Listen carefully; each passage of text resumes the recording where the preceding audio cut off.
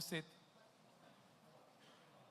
বিভিন্ন রাজনৈতিক দলের সহকর্মীবৃন্দ, উপস্থিত dear dignitaries from different diplomatic missions and UN agencies, উপস্থিত সুধীবৃন্দ, সাংবাদিক ভাইরা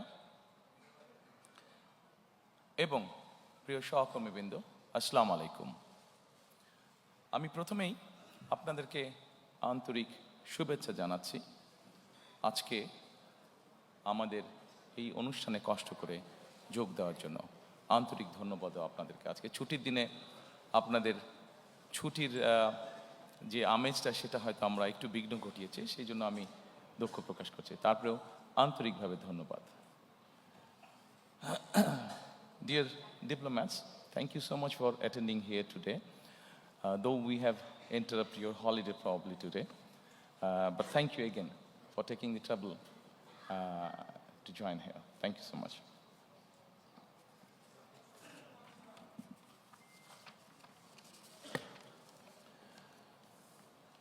সম্মানিত উপস্থিতিবৃন্দ, আজকে থেকে ৪৭ বছর আগে দেশ এবং জনগণের প্রয়োজনে বাংলাদেশ জাতীয়তাবাদী দলের জন্ম হয়েছিল। প্রতিষ্ঠার পর থেকে আজ পর্যন্ত বিএনপি তার আদর্শ থেকে বিচ্যুত হয়নি, চেষ্টা করেছে সব সময় তার যে আদর্শ সেটার ভেতরে থাকার জন্য। বিএনপির প্রতিষ্ঠাতা স্বাধীনতার ঘোষক শহীদ রাষ্ট্রপতি জিয়াউর রহমান দেশ পরিচালনার দায়িত্ব নিয়ে দেশের স্বাধীনতার সার্বভৌমত্বকে সুদৃঢ় করার চেষ্টা করেছিলেন। তিনি দেশে বহুদলীয় গণতন্ত্র করেছিলেন প্রতিষ্ঠিত, দেশে বাক এবং ব্যক্তি স্বাধীনতা ফিরিয়ে দিয়েছিলেন। একটি দুর্নাম ছিল স্বাধীনতার পরবর্তীতে তলাবিহীন ঝুড়ি বাংলাদেশের। সেই দুর্নাম থেকে মুক্ত করে দেশকে একটি স্বনির্ভর রাষ্ট্রে পরিণত করেছিলেন শহীদ রাষ্ট্রপতি জিয়াউর রহমান। তার শাহাদাত বরণের পরে দেশে আবারও স্বৈরাচারের শাসন প্রতিষ্ঠিত হয়েছিল। দেশনেত্রী বেগম খালেদা জিয়ার আপসহীন সংগ্রামের মাধ্যমে দেশ স্বৈরাচার মুক্ত হয়েছিল। জনগণের রায় বেগম খালেদা জিয়া রাষ্ট্র পরিচালনার দায়িত্ব পাবার পরে দেশে গণতন্ত্রকে প্রাতিষ্ঠানিক রূপ দিয়েছিলেন, দেশে প্রতিষ্ঠিত করেছিলেন সংসদীয় গণতন্ত্র। নারী শিক্ষার প্রসার ঘটানোর জন্য দেশে নারীদেরকে দ্বাদশ শ্রেণী পর্যন্ত বিনা বেতনে শিক্ষার সুযোগ করে দিয়েছিলেন। দেশনেত্রী বেগম খালেদা জিয়ার নেতৃত্বে ২০০১ সালে তৃতীয়বারের মতন রাষ্ট্র পরিচালনার দায়িত্ব পেলে বেগম খালেদা জিয়া অর্থনীতিকে বাংলাদেশকে এশিয়ার এমার্জিং টাইগারে পরিণত করেছিলেন।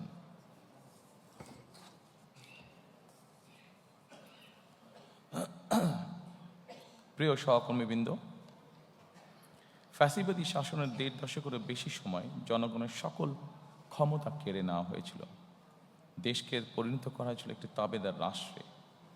দেশের সকল সাংবিধানিক প্রতিষ্ঠানগুলোকে অকার্যকর করে দেওয়া হয়েছিল। হাজারো প্রাণের বিনিময়ে বাংলাদেশ ফ্যাসিবাদ মুক্ত হয়েছে। ফ্যাসিবাদ মুক্ত বাংলাদেশে আবারও জনগণের অধিকার প্রতিষ্ঠার সুযোগ তৈরি হয়েছে। সম্মানিত উপস্থিতিবৃন্দ, এবার বাংলাদেশ পুনর্গঠনের পালা। প্রায় ২০ কোটি মানুষের জন্য বাংলাদেশকে একটি গণতান্ত্রিক নিরাপদ রাষ্ট্রে প্রতিষ্ঠিত করার পালা।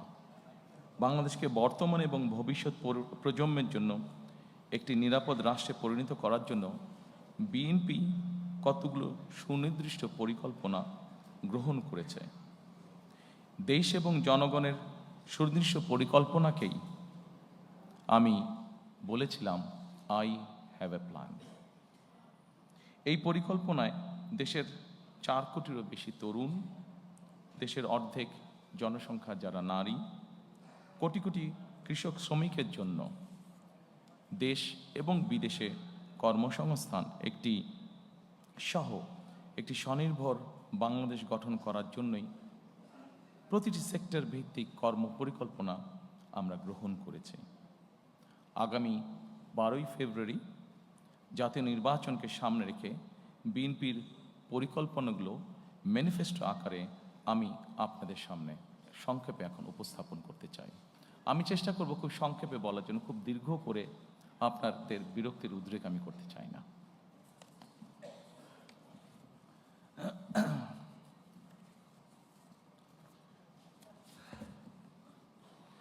Dear friends of Diplomatic Corps, probably I'll be explaining the whole manifesto in my own language, Bangla. But I'm sure you have found that in the folder which you're holding, there's a copy in English. So it will be easy for you to understand what we will be saying in Bangla. Exactly, the whole thing is in English.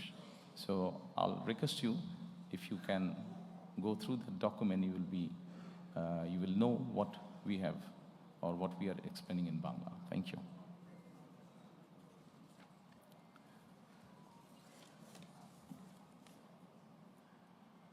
সম্মানিত উপস্থিতিবৃন্দ, আমাদের সামগ্রিক পরিকল্পনাটিকে আমরা একটু ভাগ করেছি। মোটামুটি আপনাদের সামনে স্ক্রিন যেটা আছে, দুপাশে স্ক্রিন আপনারা যদি দেখুন, এই স্ক্রিনে আমরা 5টা স্তম্ভের মধ্যে বা 5টা ভাগে আমরা ভাগ করেছি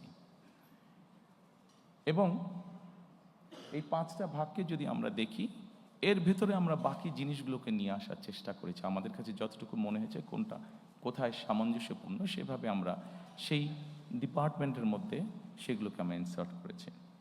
প্রথমে আমরা যেটি বলেছি রাষ্ট্র ব্যবস্থার সংস্কার, দ্বিতীয়ত আমরা বলেছি বৈষম্যহীন আর্থসামাজিক উন্নয়ন ও টেকসই রাষ্ট্রীয় সক্ষমতা অর্জন, তৃতীয়ত আমরা বলেছি ভঙ্গুর অর্থনীতির পুনর্গঠন ও পুনরুদ্ধার, চতুর্থত আমরা বলেছি অঞ্চল ভিত্তিক সুষম উন্নয়ন এবং পঞ্চম বা শেষ যেটি ধর্ম, সমাজ, ক্রীড়া, সংস্কৃতি ও সংহতি বিষয়ক যে বিষয়গুলো আছে। এখন আমরা প্রথমেই চলে আসি রাষ্ট্র ব্যবস্থার সংস্কার। সম্মানিত উপস্থিতিবৃন্দ, রাষ্ট্র ব্যবস্থার যে সংস্কার, আমরা যারা বিভিন্নভাবে প্রতিদিন খবর রাখি দেশ জাতি সবকিছু দেখে আমরা এতটুকু বুঝেছি আমাদের রাষ্ট্রীয় ব্যবস্থার মধ্যে বেশ কিছু সংস্কারের প্রয়োজন আছে। আপনাদের কাছে যে ফোল্ডারটি আছে, এখানে আপনারা যদি দেখেন, এর ভেতরে কয়েকটি ভাগ আমরা করেছি: গণতন্ত্র ও জাতি গঠন, মুক্তিযুদ্ধ, অভ্যুত্থান, সাংবিধানিক সংস্কার, সুশাসন এবং স্থানীয় সরকার।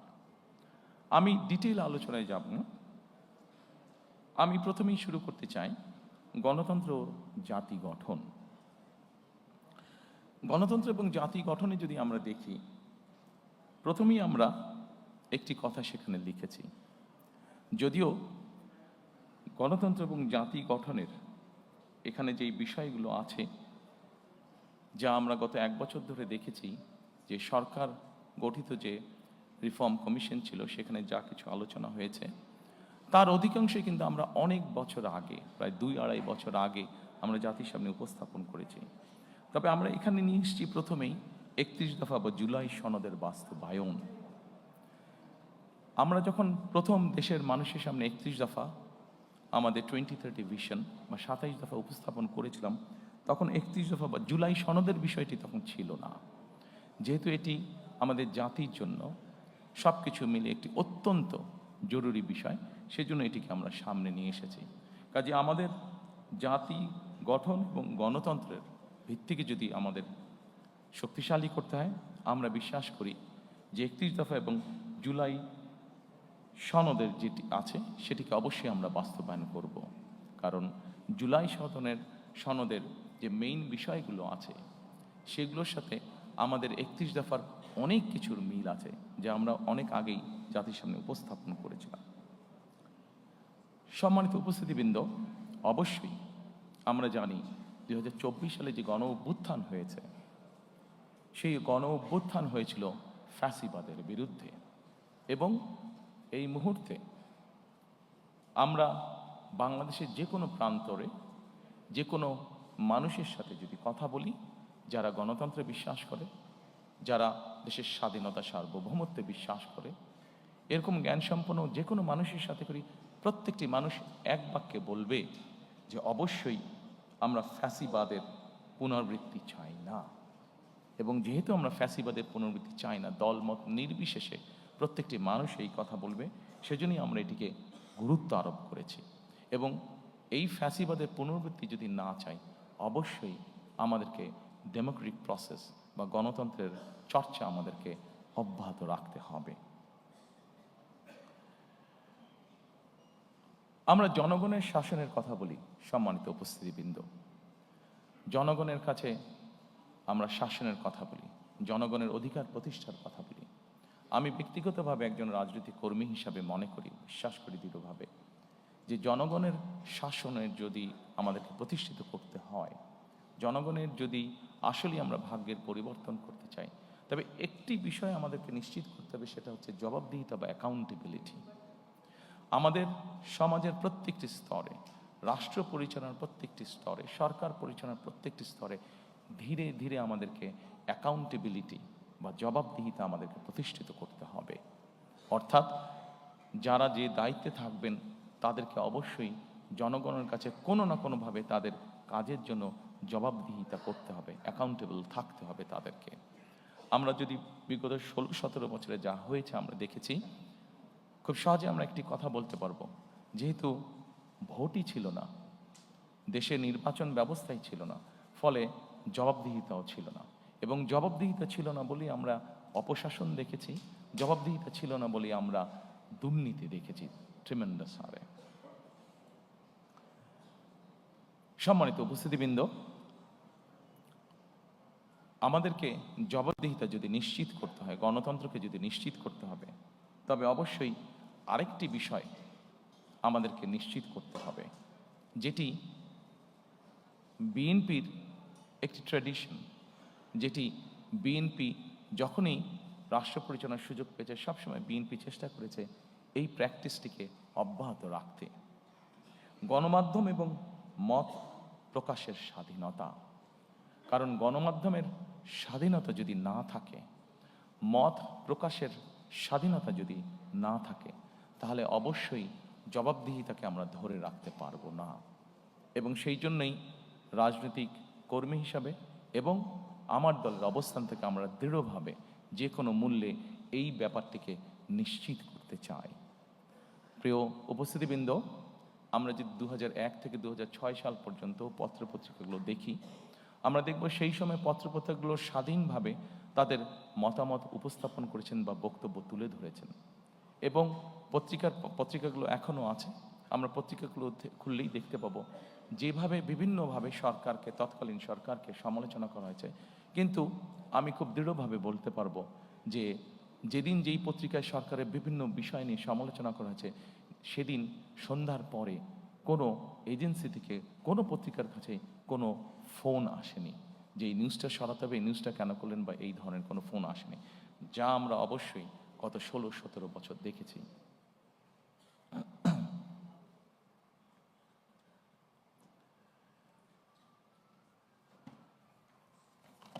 সম্মানিত উপস্থিতিবৃন্দ, এরপরে আমি মুক্তিযুদ্ধ এবং গণ অভ্যুত্থান, আমাদের রাষ্ট্র ব্যবস্থার দ্বিতীয় যেই স্তম্ভটি বা গুরুত্বপূর্ণ বিষয়, আমি সেখানে যেতে চাইছি।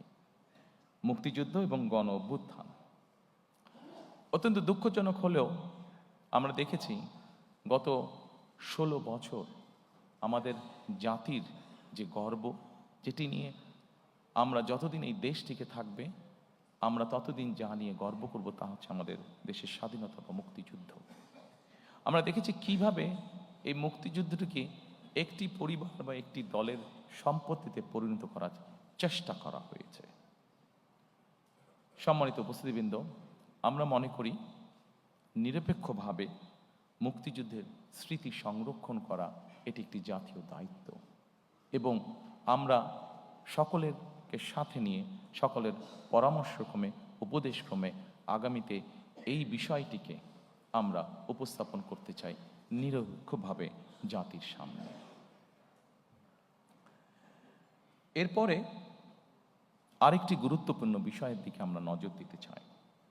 গণ অভ্যুত্থানের শহীদ পরিবার ও যোদ্ধাদের কল্যাণার্থে আমরা এর ভিতরেই এটি বলেছি যে মুক্তিযোদ্ধা মন্ত্রণালয়ের মধ্যে আমরা একটি ডিপার্টমেন্ট তৈরি করতে চাই, যেটির কাজ হবে 2024 সালে যে গণ অভ্যুত্থান হয়েছে এবং বিগত 16 বছর ধরে গণতন্ত্র পুনরুদ্ধারের আন্দোলনে বহু মানুষ যারা গুম শিকার হয়েছেন, যারা বিভিন্নভাবে নির্যাতিত হয়েছেন, এই মানুষগুলোকে আমরা কিভাবে সহযোগিতা করতে পারি, কিভাবে এদের পাশে দাঁড়ানো যায়, সেই ব্যাপারে আমাদের একটি পরিকল্পনা রয়েছে আলাদা একটি ডিপার্টমেন্ট তৈরি করার মাধ্যমে। সম্মানিত উপস্থিতিবৃন্দ, আন্দোলনের সময় যারা শহীদ হয়েছেন আমাদের একটি পরিকল্পনা রয়েছে। সেই শহীদরা তাদের বিভিন্ন এলাকা আছে, যারা যেই এলাকার স্বাভাবিকভাবে দেশ সামনের দিকে এগিয়ে নিয়ে যাবে। মানুষের প্রয়োজনে আমরা হাসপাতাল তৈরি করব, দেশের ভবিষ্যৎ প্রজন্মদের শিক্ষার জন্য আমরা শিক্ষা প্রতিষ্ঠান তৈরি করব ইনশাআল্লাহ। আমরা মানুষের যোগাযোগ ব্যবস্থা উন্নয়নের জন্য আমরা যোগাযোগ ব্যবস্থাকে উন্নয়ন করব, ব্রিজ, রাস্তাঘাট, বড় রাস্তাঘাট নির্মাণের মাধ্যমে।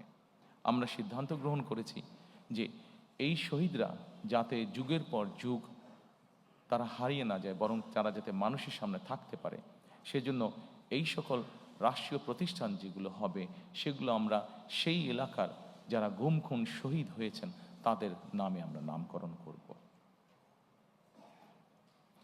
সম্মানিত উপস্থিতিবৃন্দ, বাংলাদেশ জাতীয়তাবাদী দল বিএনপি একমাত্র একটি দল যারা 1971 এবং 24-90 দেশের স্বাধীনতা, দেশের গণ অভ্যুত্থান, দেশের গণতন্ত্রের পুনরুদ্ধারের আন্দোলন প্রত্যেকটিকে বিএনপি একমাত্র রাজনৈতিক দল যারা ধারণ করে বা করতে পারে।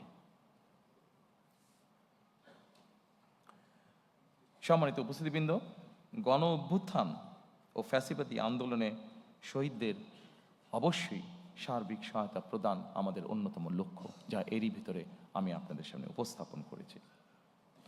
এরপরে আমি আপনাদেরকে অনুরোধ করব সাংবিধানিক সংস্কারের বিষয়টার দিকে যদি আপনারা নজর দেন। একটু স্ক্রিনে সাংবিধানিক সংস্কার, রাষ্ট্র ব্যবস্থার, জি, এখানে অনেকগুলো বিষয় আছে। আমি সবগুলো বিষয় আলোচনা করব না, সেটি দীর্ঘ আলোচনা হবে, আপনাদের বিরক্তির উদ্যোগ হতে পারে। যেহেতু আমরা মোটামুটি ডিটেইলটা ফোল্ডারের মধ্যে বাংলা এবং ইংরেজিতে দিয়ে দিয়েছি, আমি সেই জন্য অতটা সময় আপনাদের নষ্ট করতে চাই না। আমি দুই একটি বিষয় এখানে আলাপ করতে চাই। অবশ্যই শহীদ রাষ্ট্রপতি জিয়াউর রহমান যখন দেশ পরিচালনার দায়িত্ব পান, যেহেতু আমাদের দেশের অধিকাংশ মানুষ মুসলমান, আমরা সংবিধানে সেই জন্য বিসমিল্লাহির রহমানির রহিম এবং আল্লাহর উপরে, সর্বশক্তিমান আল্লাহর প্রতি পূর্ণ আস্থা ও বিশ্বাস, এই কথাটি সংযোজন করেছিলেন। দুর্ভাগ্যবশত আমরা দেখেছি স্বৈরাচারের সময় সর্বশক্তিমান আল্লাহর প্রতি পূর্ণ আস্থা ও বিশ্বাস, এই কথাটিকে সরিয়ে দেওয়া হয়েছে। ইনশাআল্লাহ 12 তারিখের নির্বাচনে বাংলাদেশের জনগণের সমর্থনে বিএনপি সরকার গঠনে সক্ষম হলে আমরা সংবিধানে সর্বশক্তিমান আল্লাহর প্রতি পূর্ণ আস্থা ও বিশ্বাস, এই রাষ্ট্র পরিচালনার মূলনীতি হিসাবে আমরা সংবিধানে এটিকে পুনঃস্থাপন করতে চাই।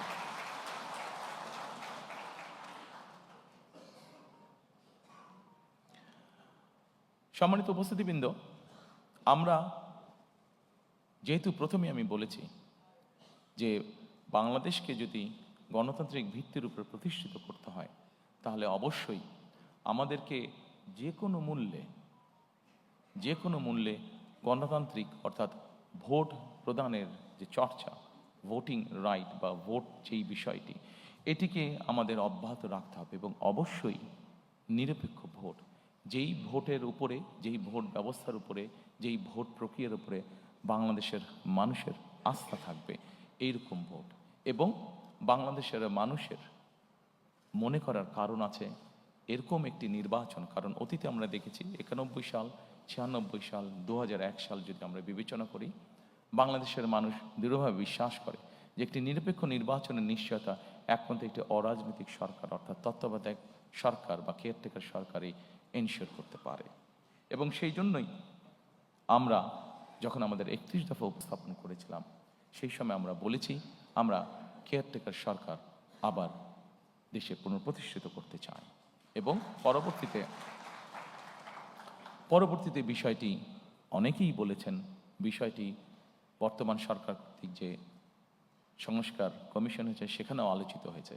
তবে সম্মানিত উপস্থিতিবৃন্দ, অবশ্যই আমার দলের একজন সদস্য হিসাবে আমি এই ক্রেডিট নিতেই চাইব যে বাংলাদেশে সবচেয়ে প্রথম আমরাই এই কথাটি বলেছি, অর্থাৎ স্বৈরাচারের সময় আমরা যে 31 দফা উপস্থাপন করেছি আজ থেকে প্রায় 2.5 বছর আগে, সেখানে আমরা পরিষ্কারভাবে বলেছি বিএনপি দেশ পরিচালনার সুযোগ পেলে এবং বিএনপির হাতে সেই পরিমাণ সংসদীয় আসনের শক্তি থাকলে আমরা অবশ্যই তত্ত্বাবধায়ক সরকারকে পুনঃপ্রতিষ্ঠিত করব।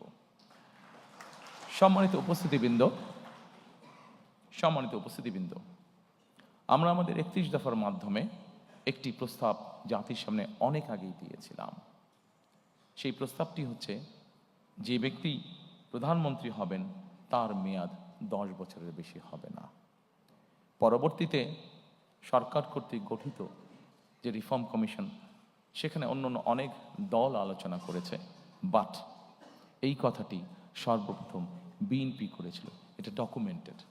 কাজেই এটির ক্রেডিটও আমরা অবশ্যই গ্রহণ করতে চাই এবং আমরা ইনশাল্লাহ সরকার গঠনে সক্ষম হলে আমরা অবশ্যই দেশের আইনের মধ্যে এই বিষয়টি প্রবর্তন করব যে একজন ব্যক্তি ম্যাক্সিমাম 10 বছর তার প্রধানমন্ত্রী হিসেবে তার কার্যকাল থাকবে।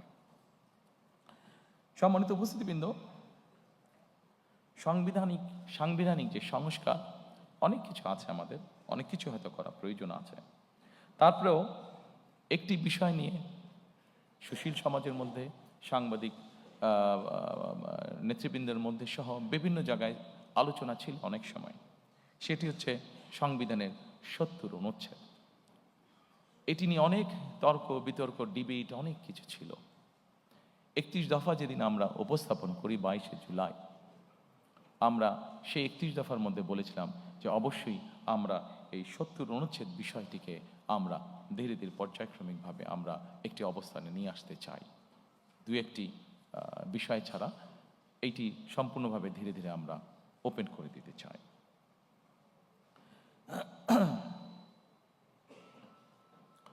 সম্মানিত উপস্থিতিবৃন্দ, আমরা সকল সময় মনে করি, বাংলাদেশ জাতীয়তাবাদী দল মনে করে, আমরা আমাদের 31 দফার মাধ্যমে সেটি উপস্থাপন করেছি। আমরা বিভিন্ন সময় আমাদের বিভিন্ন বক্তব্য সেটা উপস্থাপন করেছি। আমরা মনে করি আমরা যারা প্রতিদিনকার রাজনীতি করি, এই যে সংসদে 300 আসনে, 300 আসনে যারা সদস্য নির্বাচিত হবেন, তারা প্রতিদিনকার রাজনীতি করছেন। কিন্তু এই প্রতিদিনকার রাজনীতির বাইরেও সমাজে অনেক মানুষ আছেন, চিকিৎসক হতে পারেন, লয়ার হতে পারেন, সাংবাদিক হতে পারেন, সিভিল সোসাইটির বিভিন্ন পর্যায়ের মেম্বার হতে পারেন, যাদেরও দেশের সম্পর্কে বা দেশ গঠন সম্পর্কে তাদের মূল্যবান মতামত বা উপদেশ অবশ্যই থাকতে পারে। কন্ট্রিবিউট করার মতন তাদেরও, দেশ গঠনে কন্ট্রিবিউট করার মতন তাদেরও অবস্থান অবশ্যই থাকতে পারে। আমরা সেই জন্যই চেয়েছি যে এই মানুষগুলোর মধ্যে থেকেও যারা চান তাদেরকে আমরা দেশ পুনর্গঠন বা রাষ্ট্র পুনর্গঠন প্রসেসের মধ্যে ইনভলভ করার জন্য, এবং সেজন্যই আমরা যখন প্রথম 31 দফা উপস্থাপন করেছি, সেই সময় অন্য আর কোনো দল বলার আগে আমরা সেই সময় বলেছিলাম যে দেশে আমরা উচ্চ কক্ষ, সংসদে উচ্চ কক্ষ প্রবর্তন করতে চাই। আমরা চাই বাংলাদেশে সমাজের সকল শ্রেণী পেশা, শুধু রাজনীতিবিদ নয়, রাজনীতিবিদদের বাইরেও যে সকল ব্যক্তি আছেন যারা কন্ট্রিবিউট করতে পারেন, সকলের মতামতের ভিত্তিতে, সকলের পরামর্শের ভিত্তিতে আমরা ধীরে ধীরে দেশকে সামনের দিকে পুনর্গঠন করতে চাই। সম্মানিত উপস্থিতিবৃন্দ, এই সাংবিধানিক সংস্কার প্রক্রিয়ার মধ্যে আরো অনেকগুলো পয়েন্ট আছে যা আপনারা দেখতে পাচ্ছেন, তবে আমি মনে করি সকল পয়েন্টগুলো এখানে হয়তো আলোচনা করলে অনেক দীর্ঘ সময় লাগবে। আমি সবকিছু হয়তো আজকে এখানে আলোচনা করছি না। এরপরে আমি আপনাদেরকে আমন্ত্রণ জানাবো সুশাসন। আমাদের রাষ্ট্র ব্যবস্থার সংস্কারের মধ্যে আরেকটি চ্যাপ্টার আছে, সেটি হচ্ছে সুশাসন। সম্মানিত উপস্থিতিবৃন্দ,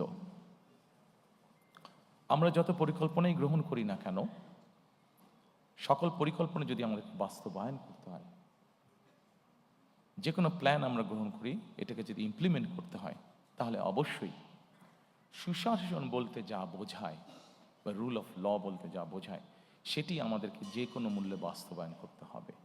একটি সরকার যদি সুশাসন দিতে না পারে, তাহলে তার কোনো পরিকল্পনা যেমন বাস্তবায়ন হবে না, জনগণেরও কোনো লাভ হবে না। এবং সেজন্যই সুশাসনের মধ্যে একটি অন্যতম বিষয় হচ্ছে দুর্নীতির দমন বা দুর্নীতির যে করাল ক্লাস, দুর্নীতির যে প্রভাব, যে বিস্তার আমরা গত 2 যুগ ধরে প্রায় দেখেছি, সেই বিস্তারকে যে কোনো মূল্যে রোধ করা। সম্মানিত উপস্থিতিবৃন্দ, বিএনপি একটি রাজনৈতিক দল যারা 2001 সালে বাংলাদেশের জনগণের ম্যান্ডেট নিয়ে সরকার পরিচালনার দায়িত্ব পায়। আমরা যখন পরিচালনার দায়িত্ব পাই, তখন আমরা একটি খুব কষ্টকর একটি বোঝা আমরা ইনহেরিট করি। কি সেই বোঝাটি? সেটি হচ্ছে দুর্নীতি। 2001 সালে বাংলাদেশকে আন্তর্জাতিক সংস্থা দুর্নীতিতে চ্যাম্পিয়ন ঘোষণা করেছিল। আমরা যদি আন্তর্জাতিক ফ্যাক্টস ফিগারগুলো তারপর থেকে দেখি, 2001 সালের পর থেকে দেখি, বিএনপি খুব স্বাভাবিকভাবে এটি আমরা ইনহেরিট করেছিলাম, এই আনওয়ান্টেড যে লাইবিলিটিটা বা আনওয়ান্টেড যে বোঝাটা, এটা যেটা আমরা ইনহেরিট করেছিলাম।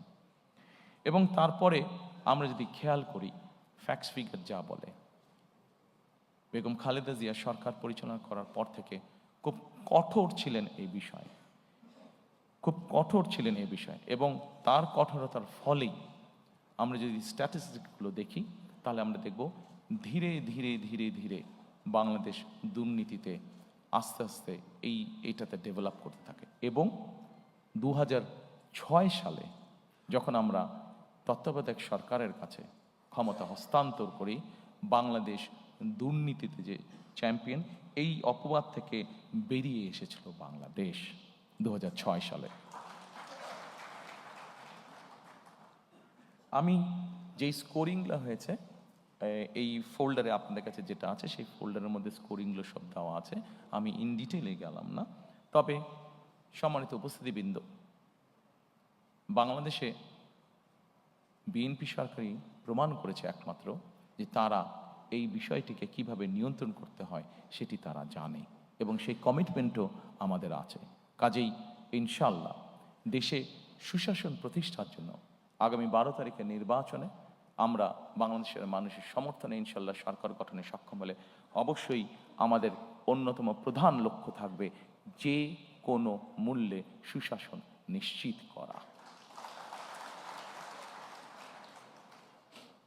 এর ভিতরে অবশ্যই আরেকটি গুরুত্বপূর্ণ বিষয় আছে। আপনারা যদি এই পেজের সুশাসন, এই পেজটির একদম নিচে চলে যান, সেটি হচ্ছে ন্যায়পাল নিয়োগ, যেটি আমাদের অন্যতম লক্ষ্য, ন্যায়পাল নিয়োগ করা, যার মাধ্যমে আমরা আমাদের সুশাসনকে নিশ্চিত করার এক ধাপ এগিয়ে যাব।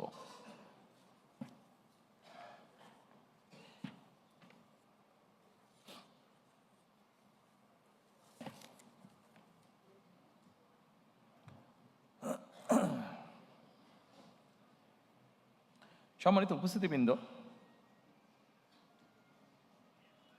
বিগত 16 বছর ধরে রাজনৈতিক দল হিসেবে বিএনপি একটি দল, যেই দলের নেতা, কর্মী, সমর্থক সহ বহু মানুষ গুম, খুন, অত্যাচারের শিকার হয়েছে, নির্যাতনের শিকার হয়েছে।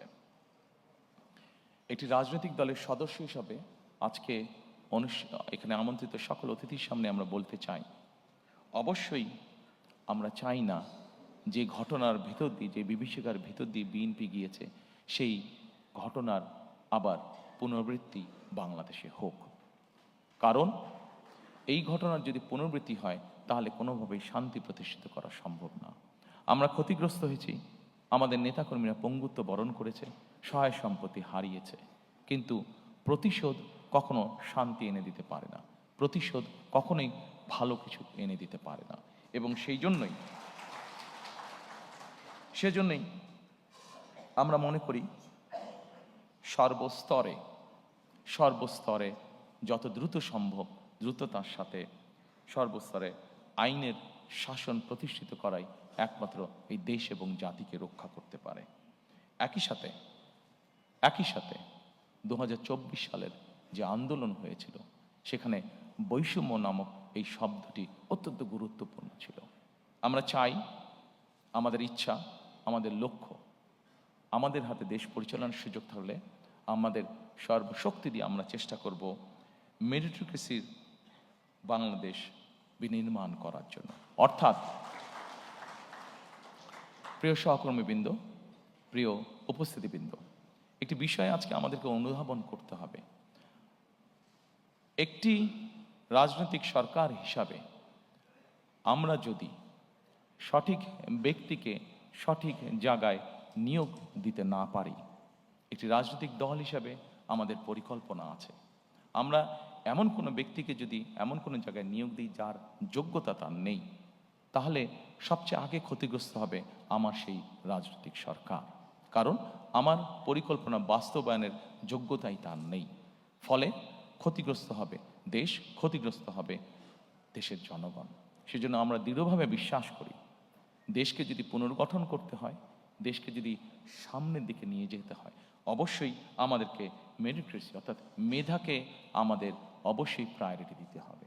যার যেই যোগ্যতা যেখানে, তাকে আমরা দিতে পারি। ব্যক্তিগতভাবে আমি বিশ্বাস করি যে আমি যখন একজন মেধাবীকে, সে যেই রাজনৈতিক আদর্শে বিশ্বাস করুক না কেন, আমি যদি একজন মেধাবীকে তার নিজের জায়গায় পৌঁছতে সাহায্য করি, তখন সে কিন্তু একটি বিষয়ে চিন্তা ভাবনা করবে যে আজকে বিএনপি সরকার ছিল বলেই আমি আমার মেধার শক্তিতে এখানে আসতে সক্ষম হয়েছি। কাজেই বিএনপি সরকার নিরপেক্ষতা নিশ্চিত করেছে। কাজেই আমি চেষ্টা করব যে বিএনপি সরকার নিরপেক্ষভাবে যাতে তার কাজ করতে পারে, সেই চেষ্টা আমি করব।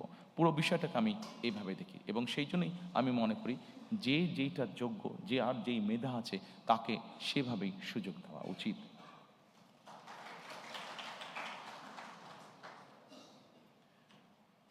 সম্মানিত উপস্থিতিবৃন্দ, একজন রাজনৈতিক কর্মী হিসাবে আমি নিজের অভিজ্ঞতা থেকে বলতে পারি যে বিচার বিভাগকে কিভাবে নিয়ন্ত্রণ করা হয়েছিল বিগত স্বৈরাচারের সময়।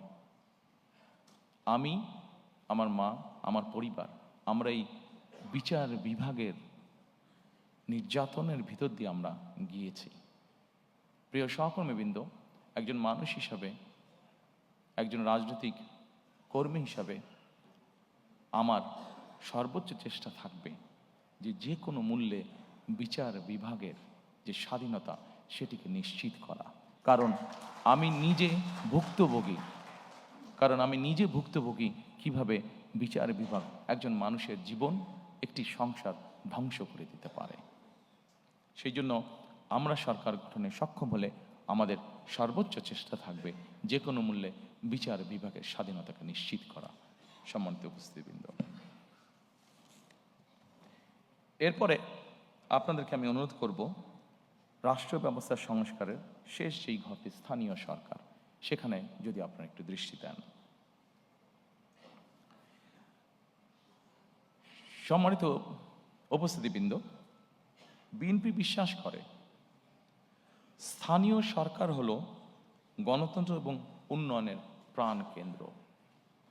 আমাদের এখানে অনেকেরই অভিজ্ঞতা আছে বিভিন্ন দেশ দেখার, বিশেষ করে ইউরোপের উন্নত দেশগুলো দেখার। আমি নিজেও অনেকদিন ইউকেতে থাকতে বাধ্য হয়েছি।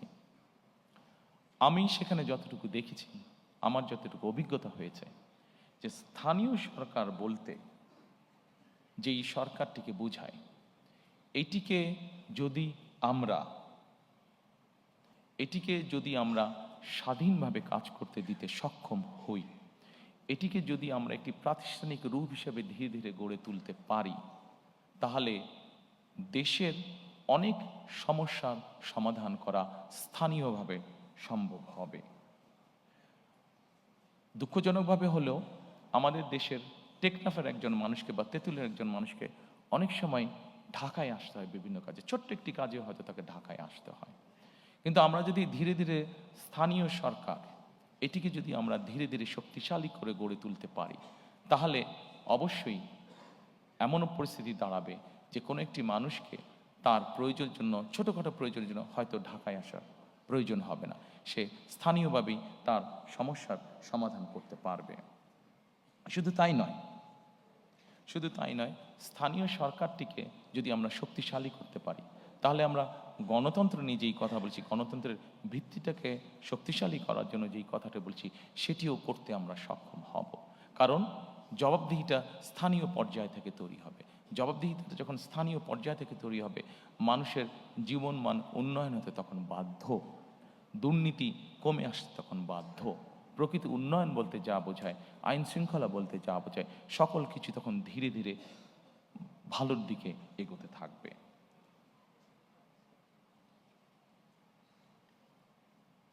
সেই জন্য সম্মানিত উপস্থিতিবৃন্দ, আমরা চাই স্থানীয় সরকারগুলোতে পর্যাপ্ত অর্থ প্রদান করা এবং সেটির মাধ্যমে জনগণের ক্ষমতাকে ধীরে ধীরে শক্তিশালী করা, ধীরে ধীরে প্রতিষ্ঠিত করা।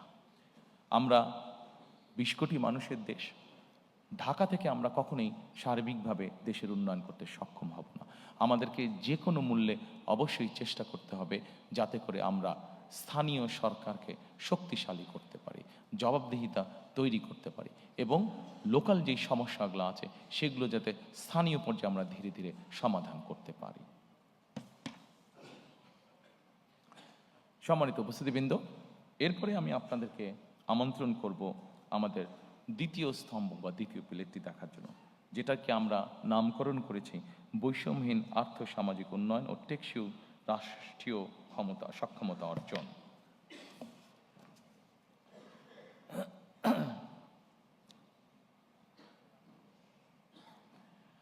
সম্মানিত উপস্থিতিবৃন্দ, বাংলাদেশে এইটিকে আমরা বৈষম্যহীন আর্থসামাজিক উন্নয়ন, টেকসই রাষ্ট্রীয় সক্ষমতা অর্জন, এটিকে আমরা কয়েক ভাগে আবার ভাগ করেছি। এখানে প্রথমে আছে সামাজিক সুরক্ষা, যেটি অবশ্যই প্রয়োজন।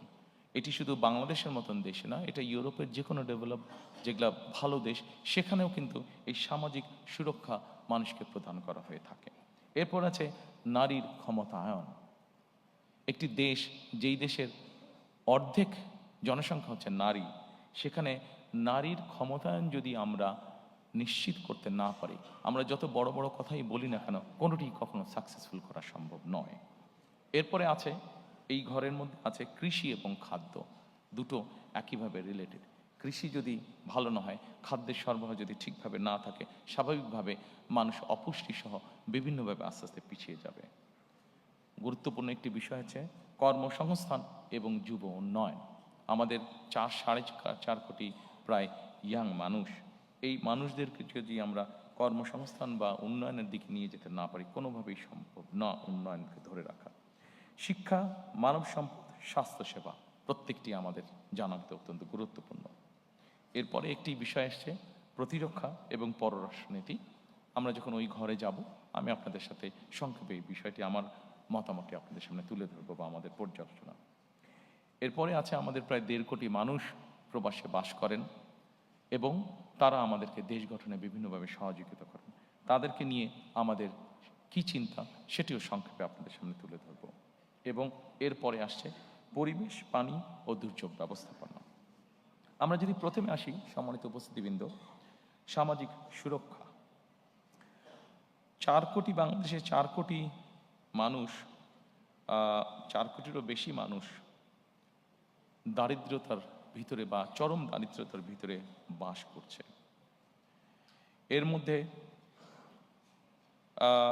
দেশে প্রায় 53 লক্ষ নারী আছে যারা বিধবা। একটি বড় অংশ আছে যাদেরকে নিয়ে আমরা সাধারণত কথা বলি না, বলার সুযোগ হয় না, অথবা বিভিন্ন কারণে আমরা এড়িয়ে যাই। সেটি হচ্ছে প্রতিবন্ধী মানুষ। যেভাবেই হোক আমাদের সমাজে ব্যবস্থার কারণে কেন জানি এই মানুষগুলোকে আমরা চেষ্টা করি লুকিয়ে রাখতে, যেটি একদিক থেকে অন্যায়। প্রিয় সহকর্মীবৃন্দ, সম্মানিত উপস্থিতিবৃন্দ, প্রথমেই আমরা দুটি কাজে হাত দিয়েছি, যে দুটি বিষয় কম বেশি আপনারা এর মধ্যে শুনেছেন। দুটি কাজ আমরা শুরু করতে চাই এই সামাজিক সুরক্ষাটাকে নিশ্চিত করার জন্য। সেটি কি? সেটি হচ্ছে আমরা বাংলাদেশে প্রত্যেক গৃহিণীর হাতে, বাংলাদেশে প্রায় 4 কোটি পরিবার আছে, প্রত্যেক গৃহিণীর হাতে আমরা একটি কার্ড পৌঁছে দিতে চাই। সেটির নাম হবে ফ্যামিলি কার্ড। এই ফ্যামিলি কার্ডটা, এটি কিন্তু শুধু নারীরা পাবেন এই ফ্যামিলি কার্ডটা। এখন আপনি হয়তো বলতে পারেন এই ফ্যামিলি কার্ড দিয়ে কী হবে? সম্মানিত উপস্থিতিবৃন্দ, আমরা একটি কথা প্রায় বলছি, আমাদের পরের যেটি আছে নারীর ক্ষমতায়ন। দেখুন, আমাদের দেশের নারীরা, অধিকাংশ নারী কি অবস্থায় থাকেন সামাজিক বা মানসিক বা পারিবারিকভাবে, আমি সেই দীর্ঘ আলোচনায় গেলাম না। আমরা সকলেই জানি ওনারা অনেক ডিপ্রাইভড অবস্থায় থাকেন, আন্ডার প্রিভিলেজ অবস্থায় ওনারা থাকেন। আমরা যখনই সরকারের পক্ষ থেকে একটি কার্ড একজন গৃহিণীর কাছে পৌঁছে দিব, স্বাভাবিকভাবে কিন্তু উনি এমপাওয়ার্ড ফিল করবেন, মানসিকভাবে তখন ওনার একটা শক্তি বৃদ্ধি পাবে। ওনার পরিবারের কাছে, বাবার পরিবার, নিজের স্বামীর পরিবার, শ্বশুর বাড়ি, সকল জায়গায় উনি কিছুটা এমপাওয়ার্ড ফিল হবেন। এটি আমরা দৃঢ়ভাবে বিশ্বাস করি। আসনের পরে এই কার্ডের মাধ্যমে আমরা যেটি এর মধ্যে ক্যাম্পেনিং করেছি, সেখানে আমরা বলেছি আমরা তাদেরকে প্রতি মাসে 2 থেকে 2,500 টাকা আমরা তাদের কাছে পৌঁছে দিতে চাই, অথবা সমপরিমাণ খাদ্য সহযোগিতা তাদের কাছে পৌঁছে দিতে চাই। অনেকেই বলতে পারেন যে 2 থেকে 2,500 টাকা দিয়ে কী হবে একজনের? আমরা কিন্তু একবারও বলিনি আমরা তাদেরকে পুরো মাসের সহযোগিতা দেব। আপনি চিন্তা করে দেখেন, গ্রামের একটি সাধারণ পরিবার যার সদস্য সংখ্যা এভারেজে 5 থেকে 6 জন, আপনি যদি তার এভারেজ খুব এসেনশিয়াল বাজার সদাই যদি আপনি মনে করেন 5 থেকে 6,000 টাকা হয়ে থাকে মিনিমাম, এর নিচে তো কষ্টকর ব্যাপার, এটা হয়ে থাকে, অর্থাৎ 4 সপ্তাহের খরচ যদি চা হয়ে থাকে, আপনি যদি তাকে 2,500 টাকার মতন দেন, তার মানে আপনি তাকে মোটামুটিভাবে 1 সপ্তাহের একটা সাপোর্ট আপনি তাকে দিচ্ছেন।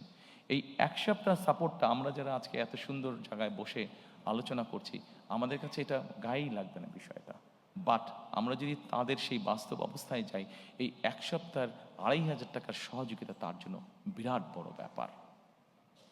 এই 2,500 টাকা সে কোনো না কোনোভাবে খরচ করছে, কিন্তু আপনি যখন তাকে এডিশনাল সাপোর্ট দিবেন, তখন একজন নারী এই 2,500 টাকাটা বিভিন্নভাবে খরচ করবে, অথবা সে তার নিজস্ব খরচ থেকে যেই টাকাটা সে বাঁচাতে পারবে সেটা তার বিভিন্নভাবে সে খরচ করবে।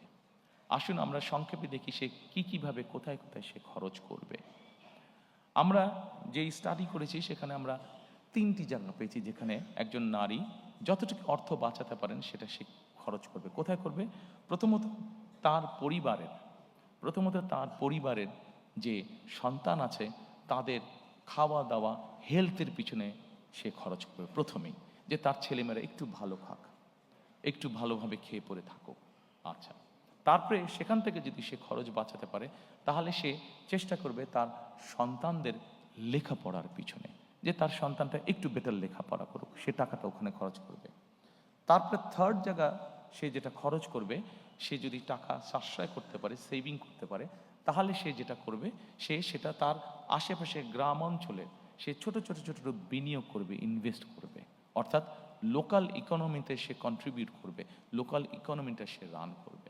প্রিয় সহকর্মীবৃন্দ, আমরা যদি এভাবে দেখি, একটা পরিবার 5 বছর 7 বছর ধরে এই সাপোর্টটা পেল।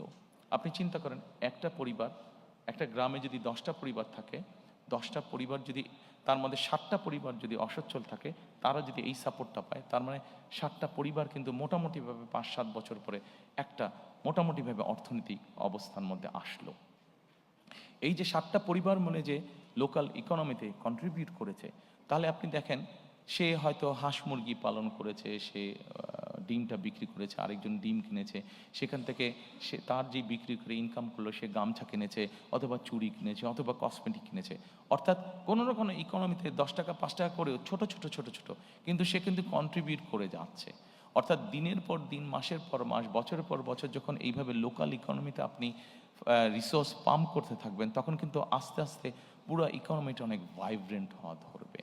আপনি একটা গ্রামকে এভাবে আপনি মোটামুটিভাবে একটা ভালো অবস্থানে নিয়ে আসলেন।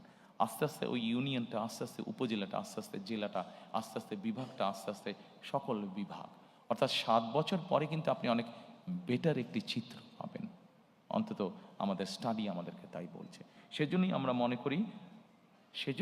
মনে করি এই ফ্যামিলি কার্ডটা হতে পারে শুনতে খুব ছোট লাগছে, কিন্তু এটার লং টার্ম পজিটিভ এফেক্ট অনেক অনেক অনেক বড় হবে ইনশাল্লাহ।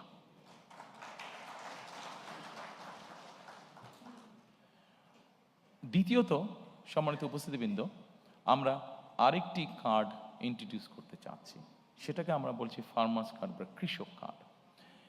বাংলাদেশে মোটামুটিভাবে 4 রকমের কৃষক আছে। প্রান্তিক কৃষক আছে, ক্ষুদ্র কৃষক আছে, মাঝারি কৃষক আছে, বড় কৃষক আছে। সরকারের হিসাব মতে বিভিন্ন জমির ক্যাটাগরি অনুযায়ী এই কৃষকদেরকে ভাগ করে হয়ে থাকে। আমরা প্রথমে প্রান্তিক, ক্ষুদ্র এবং মাঝারি কৃষক পর্যন্ত যাব। এই কৃষকদেরকে আমরা যেটা করব, যেমন ধরেন একজন কৃষকের হয়তো 5 বিঘা জমি আছে। এখন ওই কৃষকটি কি কি চাষ করে, আমরা যখন এই কার্ডটা তাকে দেব, এই কার্ডটা দেওয়ার প্রক্রিয়া যখন আমরা শুরু করব, তখন কিন্তু সারা বাংলাদেশে এই মুহূর্তে যেই ডাটা আমাদের কাছে আছে, সরাসরি জমিতে চাষাবাস কাজ করেন 1.5 কোটির মতন কৃষক আছে। আমরা এই প্রত্যেকটা মানুষকে যাকে যাকে কার্ড দেব, প্রত্যেকটা মানুষকে কে কোথায় কার কতটুকু জমি আছে, কে কি চাষ করছে, পুরো জিনিসটাকে একটা আমরা ডাটা প্রসেসের মধ্যে, পুরো একটা সিস্টেমের মধ্যে আমরা নিয়ে আসব। কাজে সাতক্ষীরায় কোন এলাকায় কোন কৃষক কি চাষ করছে, টেকনাফে কোন এলাকায় কোন কৃষক চাষ করছে, দিনাজপুরে কোন এলাকায় কোন কৃষক কি চাষ করছে, সব জিনিস আমাদের পুরো সিস্টেমের মধ্যে চলে আসবে। এবং আসার পরে যেটা হবে, আমরা তখন জানতে পারবো যে ঠিক আছে, ওখানে অমুক আলু চাষ করছে, ওখানে অমুক টমেটো চাষ করছে, ওখানে অমুক বাঁধাকপি চাষ করছে। আচ্ছা, বাঁধাকপির সাথে সে আর কি কি চাষ করছে, হয়তো ছোট কৃষক সে, তাকে আমরা এই ফ্যামিলি কার্ডটার মাধ্যমে তার যে কোনো একটা ফসলের সম্পূর্ণ সাপোর্টটা আমরা দেওয়ার চেষ্টা করব। সেটা হচ্ছে বীজ হতে পারে, কীটনাশক ওষুধ এবং সার, এই পরিমাণটা আমরা তাকে দেওয়ার চেষ্টা করব। আপনারা বলতে পারেন যে কেন দেওয়ার চেষ্টা করব? এই জন্য দেওয়ার চেষ্টা করব আমরা যে বিভিন্ন কারণে তাকে অনেক কষ্টের মধ্যে দিয়ে চালাতে হয়, কিন্তু আমরা যদি এই সাপোর্টটা তাকে অন্তত 5-7 বছর ধরে সাপোর্টটা দিতে পারি, তখন কিন্তু একটা সময় এসে কিন্তু সে একটা জায়গায় এসে দাঁড়াবে, কৃষকটা একটা জায়গায় এসে দাঁড়াবে। অর্থাৎ স্টেট থেকে যে সাপোর্টটা তাকে দেওয়া হবে, তার যেই রিসোর্সটা নিজের কাছ থেকে যেত, সেই রিসোর্সটা সে তখন সেভ করতে পারবে, সেই রিসোর্সটা দিয়ে সে অন্য কোনো কাজ করতে পারবে, যেহেতু স্টেট তাকে একটা সাপোর্ট তাকে দিচ্ছে। এবং we have reason to believe যে এক সময় গিয়ে এই কৃষকটা একজন সচ্ছল কৃষক হিসাবে দাঁড় করাতে পারবে নিজেকে, এবং সেই জন্যই আমরা এই কৃষক কার্ডটা দিতে চাচ্ছি। আপনাদের কাছে হয়তো প্রশ্ন থাকতে পারে যে আমরা কি শুধু যারা জমিতে চাষ করছে তাদেরকে এই কার্ডটা দেবো? নো, আমরা যারা জমিতে চাষাবাস করছেন শুধু তাদেরকেই আমরা এই কার্ডটা দিব না। আমরা এই কার্ডটা দিব মৎস্য চাষি আছে তাদেরকে আমরা দিব, আমরা এই কার্ডটা দিব খামারি আছে, হাঁস মুরগি পালন করছে, গরু পালন করছে, এরকম যারা বিভিন্ন প্রাণী সম্পদ খামারি আছেন, তাদেরকেও আমরা এই কার্ডটা পৌঁছে দিতে চাই, তাদেরকেও আমরা এই কার্ডটা পৌঁছে দিতে চাই। অর্থাৎ সরাসরি স্টেটের পক্ষ থেকে আমরা কার্ডটা পৌঁছে দিতে চাই। প্রিয় সহকর্মীবৃন্দ, এই কার্ডটার মাধ্যমে আমরা যাদেরকে এই কার্ডটা পৌঁছে দিব, একই সাথে কম বেশি এখন সস্তায় সবার কাছেই অ্যাপ থাকে, স্মার্টফোন থাকে। সেই স্মার্টফোনের মধ্যে আমরা তাদেরকে একটা অ্যাপ আমরা ডাউনলোড করে দিব। কি সেই অ্যাপটা? এই অ্যাপটা নিয়ে আমরা অলরেডি কাজ করেছি। বাংলাদেশি একজন সায়েন্টিস্ট, উনি অস্ট্রেলিয়াতে থাকেন, ওই ভদ্রলোক কাজ করছেন এইটা নিয়ে। এর মধ্যে প্রায় 350 প্রায় 500-র মতন কৃষক তার সাথে কানেক্টেডও আছেন। আচ্ছা, এই কৃষকদের সুবিধাটা কি হচ্ছে? যেমন ধরেন বগুড়াতে কোনো একটি উপজেলায় একজন কৃষক আছে, সে আগামীকাল তার জমিতে সার ছিটাবে। এখন আগামীকাল বৃষ্টি হবে কি হবে না, সে একটা ডিলিমার মধ্যে আছে। সে যেটা করতে পারবে, তার কাছে যখন আমরা ওই অ্যাপটা দিয়ে দিব, সেই অ্যাপটা দিয়ে সে চেক করে নিতে পারবে যে কালকে বৃষ্টি হবে কি না। যদি বৃষ্টি হয় সে সারটা দিবে না, যদি বৃষ্টি না হয় তাহলে সে সারটা দেবে, তার ফলে তার সারটা ধুয়ে যাবে না। আমরা এই কার্ডের মাধ্যমে আমরা ওই সিস্টেমটাকে ইন্ট্রোডিউস করে আনতে চাচ্ছি। শুধু এটা নয়, আমরা তাকে স্মার্টফোনের মাধ্যমে আরেকটি অ্যাপও তাকে আমরা সহযোগিতা করব। কি সেই অ্যাপটা? সেই অ্যাপটা হচ্ছে তার ফোনটা যদি সে তার ফসলের উপরে ধরে, তার ফসলের হেলথের কি অবস্থা, কোনো রোগ বালাই কোনো হয়েছে কিনা ফসলের, সেই জিনিসটাও সে তখন জানতে পারবে। যদিও কৃষকদের নিজেদের একটা অভিজ্ঞতা আছে, কিন্তু আমরা এই অ্যাপটাও ডেভেলপ করেছি, যেটা ধীরে ধীরে ধীরে ধীরে আমরা সারা দেশের সকল কৃষকের কাছে পৌঁছে দিব। কাজেই এই সুবিধাগুলো আছে, এর বাইরে বিমার সুবিধা আছে, এর বাইরে কার্ডটা থাকলে তার জন্য কৃষি লোনের সুবিধা আছে। এই সুবিধাগুলো থাকবে, নর্মাল যেগুলো আছে এই সুবিধাগুলো থাকবেই তাদের কাছে। সম্মানিত উপস্থিতিবৃন্দ, সামাজিক সুরক্ষার মধ্যে আমি ব্যক্তিগতভাবে, এখানে অনেকগুলো আছে আপনারা দেখতে পাচ্ছেন, কই গেল, আপনারা দেখতে পাচ্ছেন অনেকগুলো আছে, তবে এখানে একটি আমরা লাইন রেখেছি যেটি ব্যক্তিগতভাবে আমি যেটির প্রতি খুবই যত্নশীল, সেটি হচ্ছে পিতামাতার ভরণ পোষণ আইন নামে একটি আইন আছে। এই আইনটিকে আমরা যতটুকু সম্ভব কার্যকর করতে চাই। আমাদের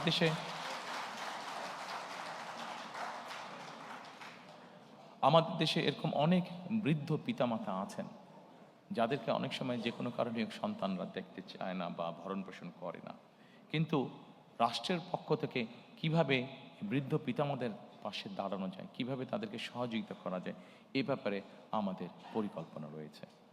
আমরা আশা করি আমরা ইনশাল্লাহ দেশ পরিচালনার সুযোগ পেলে পরে আপনারা যারা আজকে উপস্থিত আছেন এই কাজটিতে যখন আমরা হাত দিব, আপনারা যারা সিনিয়র সিটিজেন আছেন আমাদেরকে সহযোগিতা করবেন।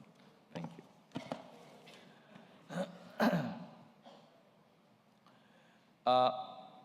এরপরে আমি আপনাদেরকে অনুরোধ করব এই বৈষম্যহীন আর্থসামাজিক উন্নয়নের টেকসই রাষ্ট্রীয় সক্ষমতা অর্জনের এরপরে সেকেন্ড যেটি আছে আমাদের নারীর ক্ষমতায়ন। নারীর ক্ষমতায়নের ব্যাপারে এর আগেই বলেছি যে আমাদের যে ফ্যামিলি কার্ডটা, এটার মূল লক্ষ্য বা উদ্দেশ্যটা কি? মূল লক্ষ্য বা উদ্দেশ্য হচ্ছে, আমরা যদি জিনিসটাকে এইভাবে দেখি, এর আগে বেগম খালেদা জিয়া যতবার রাষ্ট্র পরিচালনা করেছেন আপনাদের সকলেরই ধারণা আছে যে নারীদের শিক্ষা ব্যবস্থা ক্লাস 1 থেকে 12 পর্যন্ত নারীদের শিক্ষা ব্যবস্থা উনি ফ্রি করেছিলেন। সম্মানিত উপস্থিতিবৃন্দ, আমাদের দেশে এখন যে কোনো স্কুল কলেজ যেখানেই যাই আমরা যদি এনরোলমেন্ট দেখি, আমরা দেখব যে ছেলে মেয়ে সমান সমান, ক্ষেত্র বিশেষে মেয়েদের সংখ্যা বেশি বিভিন্ন স্কুল কলেজ সব কিছুতে। এখন শুধু শিক্ষা দিলে তো হবে না, আমি যেটা আগেই বলেছি, শিক্ষার পাশাপাশি তাদেরকে আমাদেরকে অর্থনৈতিকভাবে সামাজিকভাবে এই নারীদেরকে আমাদেরকে প্রতিষ্ঠিত করতে হবে। এই নারীদেরকে সামাজিক এবং অর্থনৈতিকভাবে প্রতিষ্ঠিত করে, শুধু শিক্ষা আছে, শিক্ষার সাথে সাথে যদি আমরা তাদেরকে অর্থনৈতিকভাবে প্রতিষ্ঠিত করতে পারি, সামাজিকভাবে প্রতিষ্ঠিত করতে পারি, আমরা একটি শক্তিশালী সমাজ গঠন করতে পারবো, যেই সমাজে মানুষ যুক্তি তর্ক দিয়ে চলবে, যেই সমাজে আমরা মনে করি, আমরা আশা করি যেখানে খুব সুন্দরভাবে আমরা শান্তি স্থাপনের কাজ করতে পারবো। এবং সেজন্যই আমরা ফ্যামিলি কার্ডটি আমরা প্রবর্তন করতে চাই, যেই ফ্যামিলি কার্ডের মাধ্যমে আমরা নারীদেরকে পর্যায়ক্রমিকভাবে ধীরে ধীরে আমরা তাদেরকে অর্থনৈতিকভাবে এবং সামাজিকভাবে তাদেরকে এম্পাওয়ার্ড করতে চাই আমরা। সম্মানিত উপস্থিতিবৃন্দ, আমাদের একটি সেক্টর আছে বাংলাদেশে যেটিকে আমরা গার্মেন্টস সেক্টর বলি, যেটি নিয়ে আমরা প্রত্যেকটি বাংলাদেশি নাগরিক গর্ব করি। আমরা যখন বিদেশে যাই, যারা বিদেশে থাকি বা বিদেশে যাই, আমরা যখন জামা কাপড় কিনি, যখন লেবেলটা দেখি মেড ইন বাংলাদেশ, আর মুখের মধ্যে সুন্দর একটা হাসি আমাদের ফুটে ওঠে, ভালো লাগে মনের মধ্যে যে এই জামাটা মেড ইন বাংলাদেশ। যখন কোনো ব্র্যান্ডেড শপে আমরা দেখি মেড ইন বাংলাদেশ কাপড়টা, এই গার্মেন্টস শিল্পে বহু নারী কাজ করেন। বলা যায় টোটাল গার্মেন্টস শিল্পে যত মানুষ কাজ করে, যত শ্রমিক কাজ করে, তার 70% বা তার কিছু বেশি নারী শ্রমিক আমাদের। এখন সম্মানিত উপস্থিতিবৃন্দ, শুধু একটি সেক্টরেই কেন আমরা নারী রাখবো? আমাদের নারীরা তো কৃষিতেও কাজ করেন, আমাদের নারীরা তো অন্যান্য অনেক সেক্টরে কাজ করেন।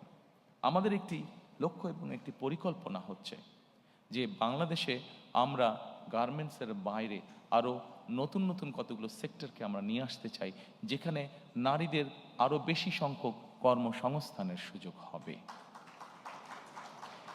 সেটি গার্মেন্টসের মতন অনেক সেক্টর আছে যেগুলোকে আমরা ইজিলি আনতে পারি। সেটি টয় সেক্টর হতে পারে, সেটি লেদার সেক্টর হতে পারে যেখানে নারীরা কাজ করতে পারবেন, সেটি এরকম আরও অনেক সেক্টর আছে যেখানে নারীরা কাজ করতে পারেন। অর্থাৎ আমাদের লক্ষ্য এবং উদ্দেশ্য আছে মোর নাম্বার অফ দেশের যে নারী জনগোষ্ঠী আছে তারা কর্মসংস্থানের ব্যবস্থায় এরকম সেক্টরকে আমাদের ইনভাইট করে দেশের মধ্যে নিয়ে আসা।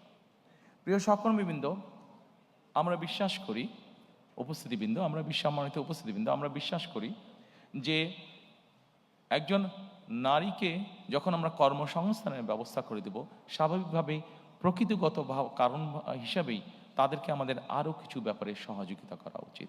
তাদের কর্মঘণ্টা কমানো বা বিভিন্নভাবে ডিস্ট্রিবিউট না করে বরঞ্চ আমরা যদি প্রাকৃতিকগতভাবে বিষয়টি বিবেচনা করি, একজন নারীকে তার সন্তানকে অনেক সময় দেখভাল করতে হয়, হয়তো ঘরে হয়তো তার সন্তানকে দেখভাল করার মতন সেই সাপোর্টটা তার নেই, তার কর্মসংস্থানে যাতে তাকে সেই সাপোর্টটা দেওয়া যায় সেই জন্য আমরা কর্মস্থলে ডে কেয়ার এবং বেস্ট ফিডিং কর্নার আমরা কম্পালসারি করতে চাই।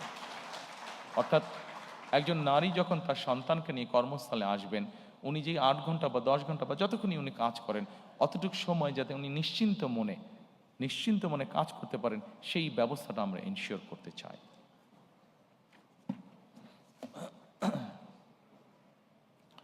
সম্মানিত উপস্থিতিবৃন্দ, আমি মনে হয় আপনাদের বিরক্তির উদ্রেক হচ্ছি না, আমি চেষ্টা করছি সংক্ষেপে রাখার জন্য আমার আলোচনাটা, উপস্থাপনাটা।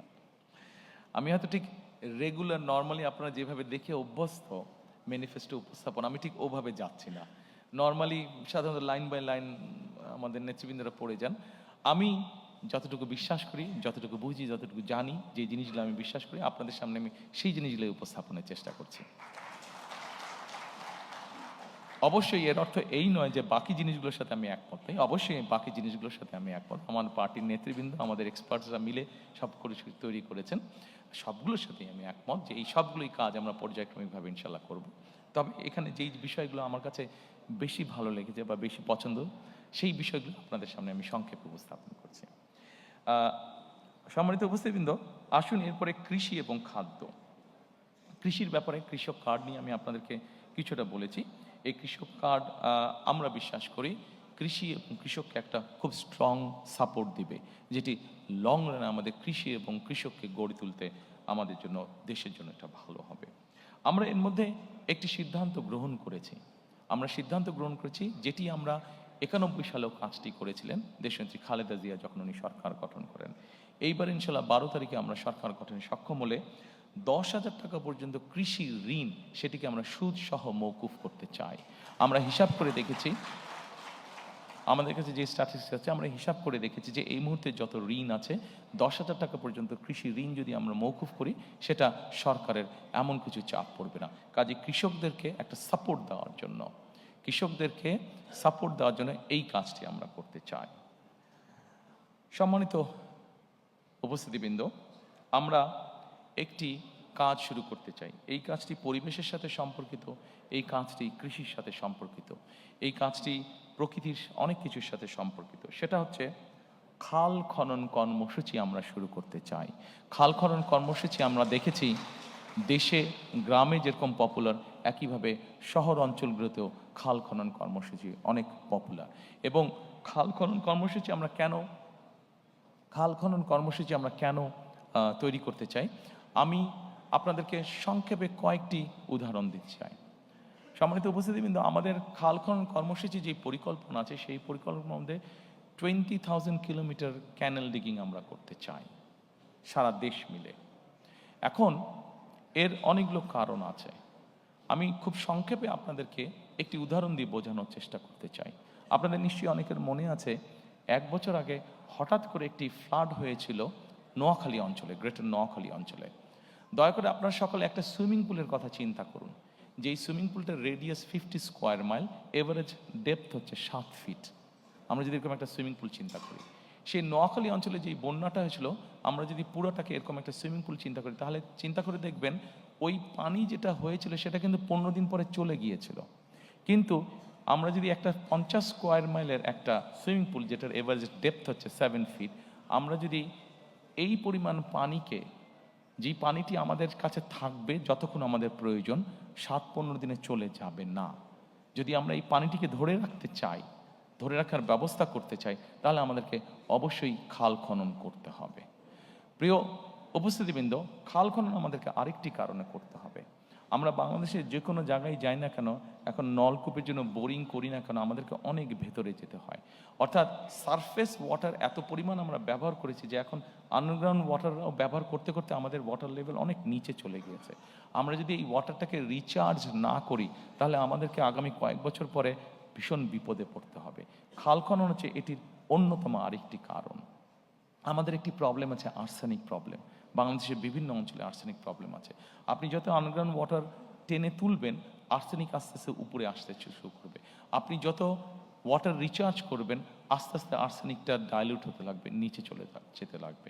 কাজেই বিভিন্ন বিষয়ে যদি আমরা বিবেচনা করি, সম্মানিত উপস্থিতিবৃন্দ, আপনারা নিশ্চয়ই লক্ষ্য করেন অনেক সময় যখন ঢাকা থেকে একটু বাইরে টেরে যান, আপনারা বাই রোড যান, আপনারা খেয়াল করে দেখবেন রাস্তার দুই ধারে কম বেশি যেই গাছগুলো থাকে, দেখবেন গাছগুলো কেমন যেন নেতিয়ে পড়েছে। এই নেতিয়ে পড়ার আরেকটা কারণ হচ্ছে ওই এলাকায় যে আন্ডারগ্রাউন্ড ওয়াটার লেভেল আছে এত নিচে চলে গিয়েছে যে গাছগুলো তার শিকড় আর নিচে পাঠাতে পারে না, এত নিচে চলে গিয়েছে। কাজে আমাদের এই প্রকৃতিকেও যদি আমাদের ঠিক করতে হয়, ধীরে ধীরে যদি আবার একটা স্বাভাবিক পরিস্থিতি ফিরিয়ে আনতে হয়, তাহলে আমাদের ক্যানেল ডিগিং করা অত্যন্ত প্রয়োজন। আমাদের পরিকল্পনার মধ্যে একটি রয়েছে বরেন্দ্র প্রকল্প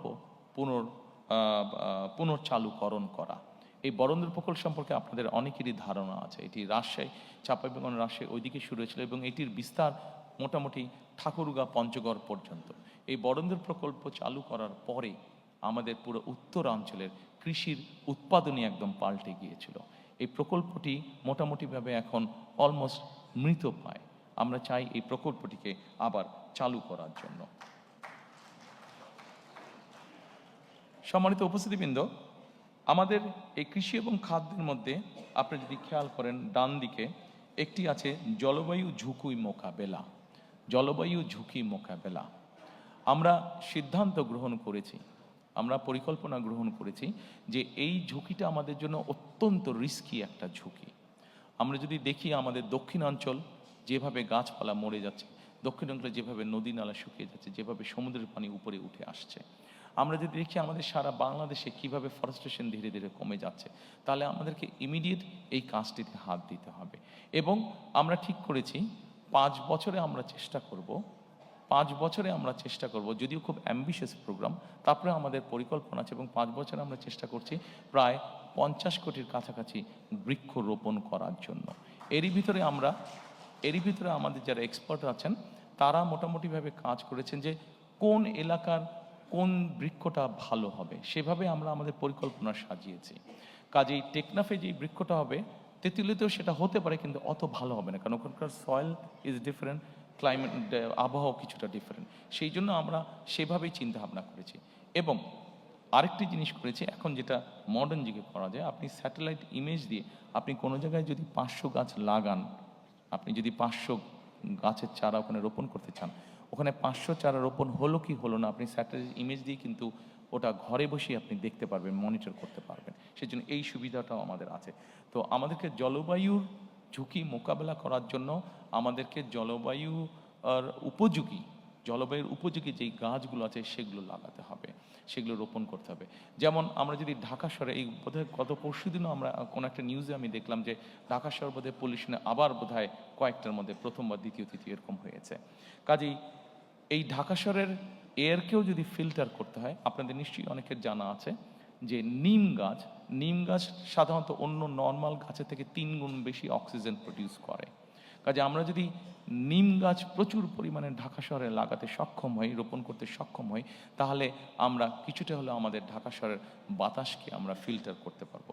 অবশ্যই এর বাইরে আমাদেরকে অনেকগুলো স্টেপ গ্রহণ করতে হবে, যেমন ডিজেল ইঞ্জিনের ব্যবহার কমিয়ে আনতে হবে, ফসিল ফুয়েল যেগুলোতে ব্যবহার হয় সেগুলো আমাদেরকে কমিয়ে আনতে হবে, আমাদেরকে ইলেকট্রিক ভেহিকলকে মোর এনকারেজ করতে হবে। সম্মানিত উপস্থিতিবৃন্দ, আমাদের কৃষিতে একটি বিরাট বড় সমস্যা আছে, সেটি হচ্ছে কৃষক এবং বাজারের সরাসরি যে সংযোগটা, এটা বিভিন্ন কারণে আমাদের পক্ষে হয়তো গড়ে তোলা সম্ভব হয়নি। আমাদের পরিকল্পনা আছে যে কিভাবে কৃষক এবং বাজারকে আমরা সরাসরি সম্পৃক্ত করতে পারি, অর্থাৎ মিডলম্যানের যে প্রকৃতি আছে সেটাকে কিভাবে কমিয়ে আনা যায় এবং একই সাথে ট্রান্সপোর্টেশন কস্ট কিভাবে কমিয়ে আনা যায়, এই বিষয়টি আমাদের পরিকল্পনার মধ্যে আছে। সো দ্যাট তাহলে কৃষিজাত উৎপন্ন যে দ্রব্যগুলো সেগুলোর দামটা আমরা কমিয়ে আনতে পারবো। সেটাকে দাম যদি আমরা কমিয়ে আনতে পারি তা আমরা মানুষের কাছে কম মূল্যে আমরা পৌঁছে দিতে সক্ষম হব। আমাদের আরেকটি বড় পরিকল্পনা আছে বা বড় সমস্যা আছে, সেই জন্যই আমরা পরিকল্পনা গ্রহণ করেছি।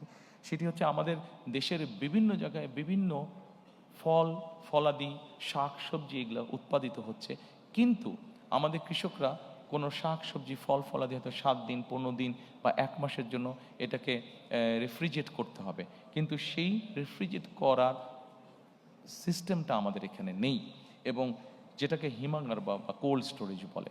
আমরা এর মধ্যে কাজ করেছি যে কোথায় কোথায় আমাদের কি কি উৎপাদিত হয়, কোথায় কোথায় কিভাবে, যেমন আমাদের চাঁপাই নবাবগঞ্জে বা রাজশাহীতে প্রচুর পরিমাণে আম হয়, আমটাকে কিভাবে প্রিজার্ভ করা সম্ভব হতে পারে সেইভাবে আমরা সেখানে হিমাগারটা তো করে তুলব।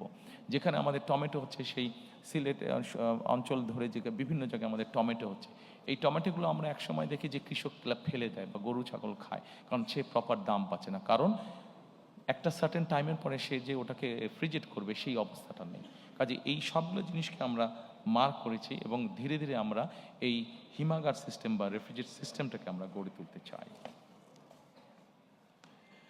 সম্মানিত উপস্থিতিবৃন্দ, এরপরে আমি আপনাদেরকে অনুরোধ করব কর্মসংস্থান ও যুব উন্নয়নটি দেখার জন্য।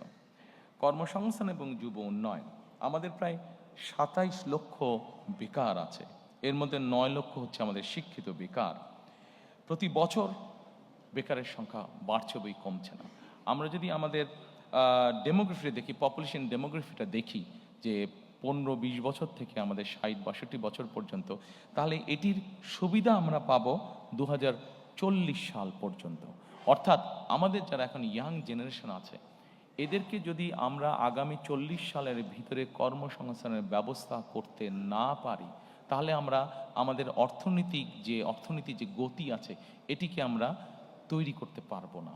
অর্থনৈতিক যে সমৃদ্ধি আছে সেই সমৃদ্ধিটাকে আমরা কাজে লাগাতে পারবো না। সেই জন্য আমাদেরকে যে কোনোভাবেই হোক আমাদেরকে সিদ্ধান্ত বা পরিকল্পনা গ্রহণ করতে হবে কিভাবে আমরা এত বিপুল সংখ্যক, অর্থাৎ 15-20 বছর থেকে 60-62 বছর পর্যন্ত, যে অর্থাৎ 2040 সালের মধ্যে আমরা আমাদের যুব বলতে যেই শ্রেণীটা আছে, তরুণ বলতে যেই শ্রেণীটা আছে, তাদের কর্মসংস্থানের ব্যবস্থা করতে পারি।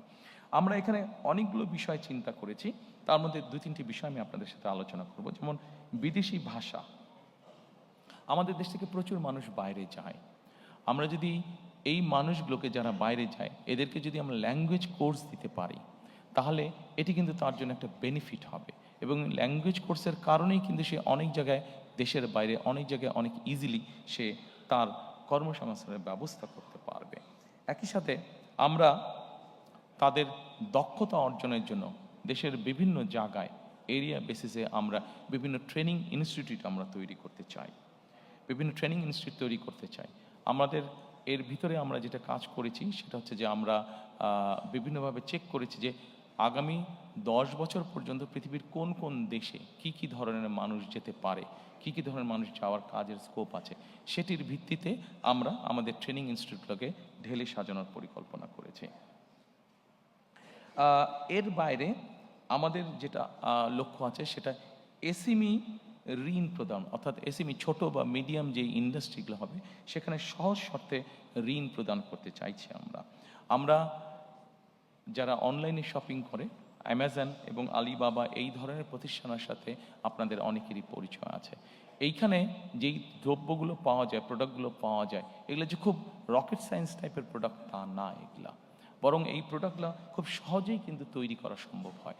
আমরা যেটা করতে চাইছি, আমরা আমাদের এসএমই এন্টারপ্রেনার যারা থাকবে তাদেরকে আমরা এনকারেজ করতে চাইছি যে তারা এই ধরনের ছোট ছোট ছোট ছোট সেট আপগুলো তারা করুক, এবং আমরা সরকার থেকে তাদেরকে বিভিন্ন রকম সহযোগিতা করবো। অ্যাট দ্য সেম টাইম আমরা অ্যামাজন এবং আলিবাবা এই ধরনের প্রতিষ্ঠানের সাথে প্রাইমারি কথা বলেছি যে তারা তাদের প্রকিউরমেন্টটা বাংলাদেশ থেকে করুক।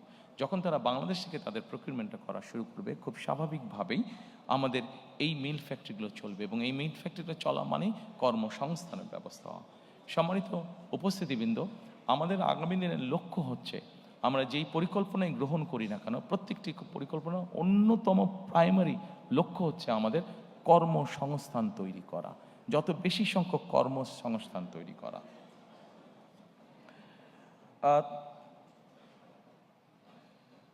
এর বাইরে আমাদের পরিকল্পনা আছে আন্তর্জাতিক, আমাদের ইয়াং জেনারেশনের অনেকেই অনলাইনে বা আইটিতে কাজ করে থাকে, কিন্তু তাদের পেমেন্টের ক্ষেত্রে বিভিন্ন রকম পেমেন্ট সেটার ক্ষেত্রে বিভিন্ন রকম সমস্যা হয়ে থাকে।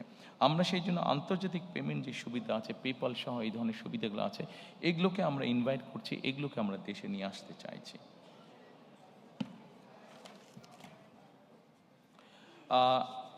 সম্মানিত উপস্থিতিবৃন্দ, এরপরে আমি শিক্ষা, মানব সম্পদ এবং স্বাস্থ্য সেবা এটির প্রতি আপনাদেরকে নজর দিতে বলবো। আমাদের শিক্ষা খাতে জিডিপির 5% আমরা বরাদ্দ করতে চাইছি, অবশ্যই একবারে না, সেটা পর্যায়ক্রমিকভাবে করতে চাইছি। আমরা ফ্রি ওয়াইফাই বিভিন্ন ইম্পর্টেন্ট জায়গাগুলোতে ফ্রি ওয়াইফাই আমরা ইন্ট্রোডিউস করতে চাই। আপনারা বলতে পারেন যে ফ্রি ওয়াইফাই এত সহজ নাকি দেওয়া? এটার জিনিসটা এমন হবে, কেউ যদি কোথাও ফ্রি ওয়াইফাইটা ব্যবহার করতে চায়, সে লগ ইন করার পরে তাকে ছোট একটি অ্যাড দেখতে হবে। অ্যাডটি ভালো লাগুক বা না লাগুক, অ্যাডটি তাকে দেখতে হবে। এই জন্য অ্যাডটি দেখতে হবে যে অ্যাডের মাধ্যমে ওখানকার যে খরচটা, সেই খরচটা উঠে আসবে, এবং তারপরে সে হয়তো 1 ঘন্টা বা 1.5 ঘন্টা সেই ফ্রি ওয়াইফাইটি ব্যবহার করতে পারবে। এর বাইরে আমরা ওয়ান টিচার ওয়ান ট্যাব, আমাদের প্রথমে প্রাইমারি স্কুল এবং তারপরে সেকেন্ডারি স্কুলের যত টিচার আছেন তাদেরকে আমরা পর্যায়ক্রমিকভাবে একটি ট্যাবের আন্ডারে নিয়ে আসতে চাইছি, যার মাধ্যমে তারা যেমন শিক্ষা দিতে পারবেন, একইভাবে তাদেরকে কোনো ট্রেনিং ইনস্ট্রাকশন দিতে হলে সেই ট্যাবের মাধ্যমে তাদেরকে আমরা সেন্ট্রালি সেই কাজটি আমরা করতে পারবো। আমরা প্রাথমিক এবং মাধ্যমিক শিক্ষা ব্যবস্থায় স্কুল ইউনিফর্ম ইন্ট্রোডিউস করতে চাচ্ছি। অবশ্যই এটা আমরা সরকারের পক্ষ থেকে এই ইউনিফর্মটি দিতে চাচ্ছি। এই ইউনিফর্মটি দেওয়ার একটা অন্যতম কারণ হচ্ছে, স্বাভাবিকভাবে সবাই যখন একই ইউনিফর্ম পরবে তখন বাচ্চাদের মধ্যে একটা ডিসিপ্লিন আসে, একটা ইউনিটি আসে, সেই মানসিকতাটা আমরা গড়ে তুলতে চাইছি। এরপরে আমি আপনাদেরকে দৃষ্টি আকর্ষণ করতে চাইছি যে স্বাস্থ্য সেবাতে আমি চেষ্টা করছি একটু দ্রুত যেতে, অনেকক্ষণ সময় আছে, অনেকের ধৈর্য চ্যুতি হচ্ছে। আমি এরপরে স্বাস্থ্যতে আসতে চাচ্ছি। সম্মানিত উপস্থিতিবৃন্দ, স্বাস্থ্যতে আমরা যেটা মনে করি, দেখুন বাংলাদেশ 20 কোটি মানুষ, আমরা হয়তো অনেক কিছু বলতে পারি, কিন্তু 20 কোটি মানুষকে স্বাস্থ্যসেবা দেওয়া কোয়াইট কস্টলি ম্যাটার। কিন্তু তার আগে যদি আমরা কাজ করি, যেটা এখন ইউরোপে তারা করছে, ইউরোপও তার ছোট ছোট দেশ, অল্প অল্প পপুলেশন, কিন্তু তারাও স্বাস্থ্যসেবা সম্পূর্ণ দিকে হিমশিম খাচ্ছে। সেখানে বাংলাদেশের মতন দেশ তো হিমশিম খেতেই হবে। সেই জন্য আমরা যেটা জোর দিতে চাইছি সেটা হচ্ছে প্রিভেনশনের উপরে আমরা জোর দিতে চাচ্ছি। অর্থাৎ আমরা যদি একটা মানুষকে প্রথমেই অসুস্থ হওয়া থেকে বাঁচাতে পারি, তাহলে অবশ্যই সেই মানুষটি আর হসপিটালে যাচ্ছে না। হসপিটালে না গেলে হসপিটালের উপরে চাপটা কম পড়ছে। কাজেই এই কাজটি করার জন্য, প্রিভেনশনটাকে আমরা করার জন্য আমরা প্রায় 1 লক্ষের মতন স্বাস্থ্যকর্মী নিয়োগ দিতে চাচ্ছি সারা দেশে, যেই স্বাস্থ্যকর্মীদের অধিকাংশ হবেন নারী। এই স্বাস্থ্যকর্মীরা মানুষের বাসায় বাসায় যাবে, গ্রামে গ্রামে বাসায় বাসায় যাবে, শহরেও বাসায় বাসায় যাবে, গিয়ে তাদেরকে স্বাস্থ্যসেবাটা ঘরে দেবে এবং তাদেরকে অ্যাওয়্যার করবেন যে এটা কাজ না করলে ডায়াবেটিক হবে না, এটা কাজ না করলে হাই প্রেশার বা কার্ডিয়াক প্রবলেম হবে না, এটা কাজ না করলে কিডনি প্রবলেম হবে না। এই ধরনের জিনিসগুলোকে তারা অ্যাওয়্যার করবেন। তার ফলে আমরা চাচ্ছি যে প্রথমেই যদি একজন মানুষকে অসুস্থ হওয়া থেকে বাঁচানো যায়, তাহলে সরকারের যে রিসোর্স আছে সেটার উপর চাপটা কম পড়বে। যেই রিসোর্স আছে সেটা দিয়ে যারা সত্যিকারভাবে অসুস্থ হবেন তাদেরকে কিছুটা হলেও বেটার ট্রিটমেন্ট দেওয়া যায়। আমরা প্রাইভেট পার্টনারশিপ একটি বিষয় চিন্তা করছি। এটা সকল অসুখ বিসুখের ক্ষেত্রে না, এগুলো যেটা প্রাণঘাতী, যেমন ক্যান্সার আছে, যেমন কার্ডিয়াক প্রবলেম আছে, এই ধরনের যেগুলো আছে, বা কিডনি ডায়ালিসিস আছে, এই ধরনের যেগুলো সিরিয়াস অসুখ বিসুখ আছে, সেগুলোর ক্ষেত্রে আমরা প্রাইভেট পার্টনারশিপের কথা চিন্তা করছি। অর্থাৎ আমরা যদি সরকারি হাসপাতালে দেখি যে একটা লম্বা কিউ আছে, সরকারি হাসপাতালে যে ফ্যাসিলিটি দিচ্ছে সেটা সবাইকে দিতে পারছে না, কাজে সেখান থেকে কিছু রুগী নিয়ে একই ফ্যাসিলিটি যেখানে প্রাইভেট হসপিটাল আছে, যেটা স্ট্যান্ডার্ড মেনটেন করতে পারবে, আমরা সেই রুগীটাকে নিয়ে সেখানে ট্রান্সফার করে দিতে যাচ্ছি। সেটার কস্টটা সরকারের পক্ষ থেকে বেয়ার করা হবে। এইভাবে আমরা পাবলিক পার্টনারশিপ তৈরি করতে যাচ্ছি। সিলেক্টেড কিছু অসুস্থতার ক্ষেত্রে সিলেক্টেড কিছু অসুখ যেগুলা লাইফ সেভিং সর্ট অফ, যেগুলার রিস্ক হয়ে যায় মানুষের জন্য, সেই ধরনের অসুখ বিসুখের ক্ষেত্রে আমরা এই কাজটি করতে চাই, জ্বর সর্দি কাশির ক্ষেত্রে নয়।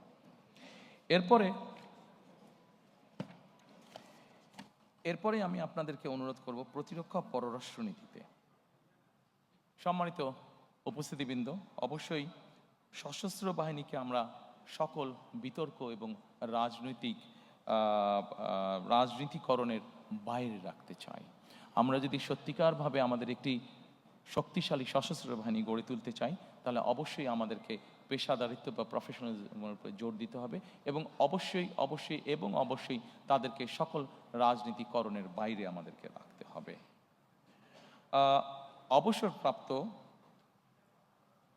অবসরপ্রাপ্ত সেনা সদস্যদের ক্ষেত্রে আমরা ওয়ান র্যাঙ্ক ওয়ান পেনশন পলিসিটা চালু করতে চাইছি।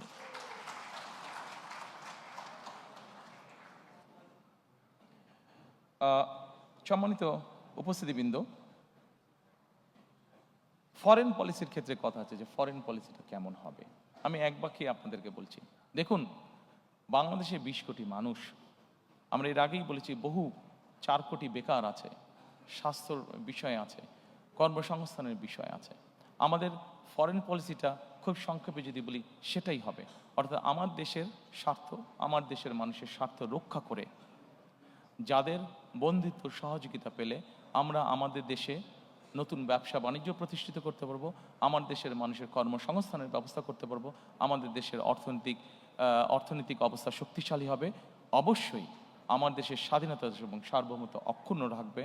এইটার ভিত্তিতেই আমরা আমাদের পররাষ্ট্রনীতি পরিচালিত করব। অর্থাৎ আমার দেশের মানুষের সমস্যার সমাধান করে আমার দেশের স্বাধীনতা এবং সার্বভৌমত্ব অক্ষুণ্ণ রেখেই আমাদের সাথে যাদের বন্ধুত্ব করা সম্ভব, অবশ্যই আমরা তাদের সাথে বন্ধুত্ব করব।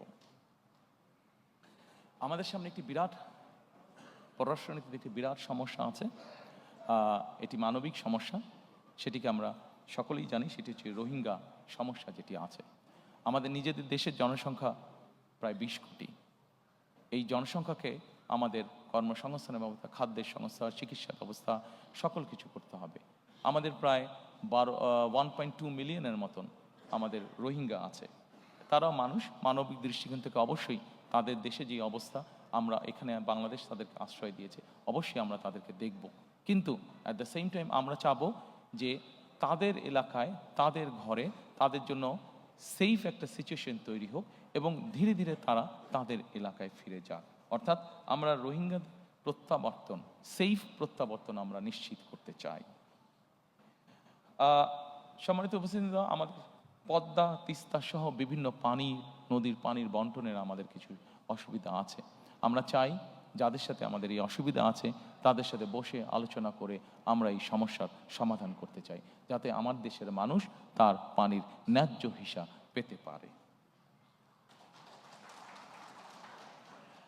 আমরা আমাদের পররাষ্ট্র মন্ত্রণালয়কে মোর অ্যাক্টিভ করার মাধ্যমে আমাদের যে প্রায় 1.5 কোটি প্রবাসী বিদেশে আছেন, তারা যাতে আরও বেটারভাবে ট্রিটেড হন, সেই বিষয়ে আমরা উদ্যোগ গ্রহণ করতে চাই। আমাদের যে বিভিন্ন দূতাবাসগুলো আছে সেগুলোকে মোর মডার্নাইজ এবং মোর অ্যাক্টিভ করার মাধ্যমে।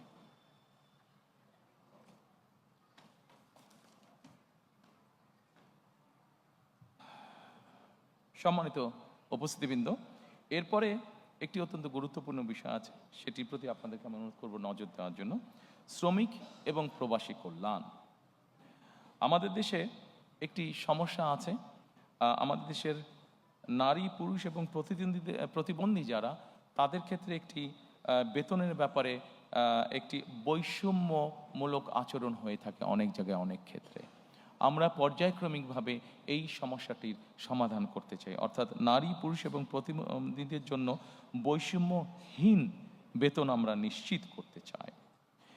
আমরা একই সাথে মাতৃকালীন যে ছুটি আছে, নারীদের যে মাতৃকালীন ছুটি আছে, সেই ছুটিটাকে আমরা 6 মাসের উইথ স্যালারি, মানে সবেতন ছুটিতে আমরা নিয়ে আসতে চাই। এটিকে আমরা পর্যায়ক্রমিকভাবে শিশু শ্রম বন্ধ করার পরিবেশ আমরা নিশ্চিত করতে চাই। প্রিয় সহকর্মীবৃন্দ, আমাদের যে 1.5 কোটি প্রবাসী আছেন, এই প্রবাসীদের জন্য আমরা একটি প্রবাসী কার্ড ইন্ট্রোডিউস করতে চাই। এই কার্ডটি তাকে ব্যাংকিং ফ্যাসিলিটি দিবে এবং এই কার্ডটির মধ্যে তার সব রকম ডিটেলস থাকবে। যখন উনি ফিরে আসবেন, এই কার্ডটির মাধ্যমে উনি কি কি কাজ করছেন সেটার উপরে ভিত্তি করে যাতে তাকে আমরা একটা দেশে সুন্দর পরিবেশের নিশ্চয়তা দিতে পারি। এটিকে আমরা নাম দিয়েছি, যেটি আমরা প্রবর্তন করতে চাই, এটিকে আমরা নাম দিয়েছি প্রবাসী কার্ড।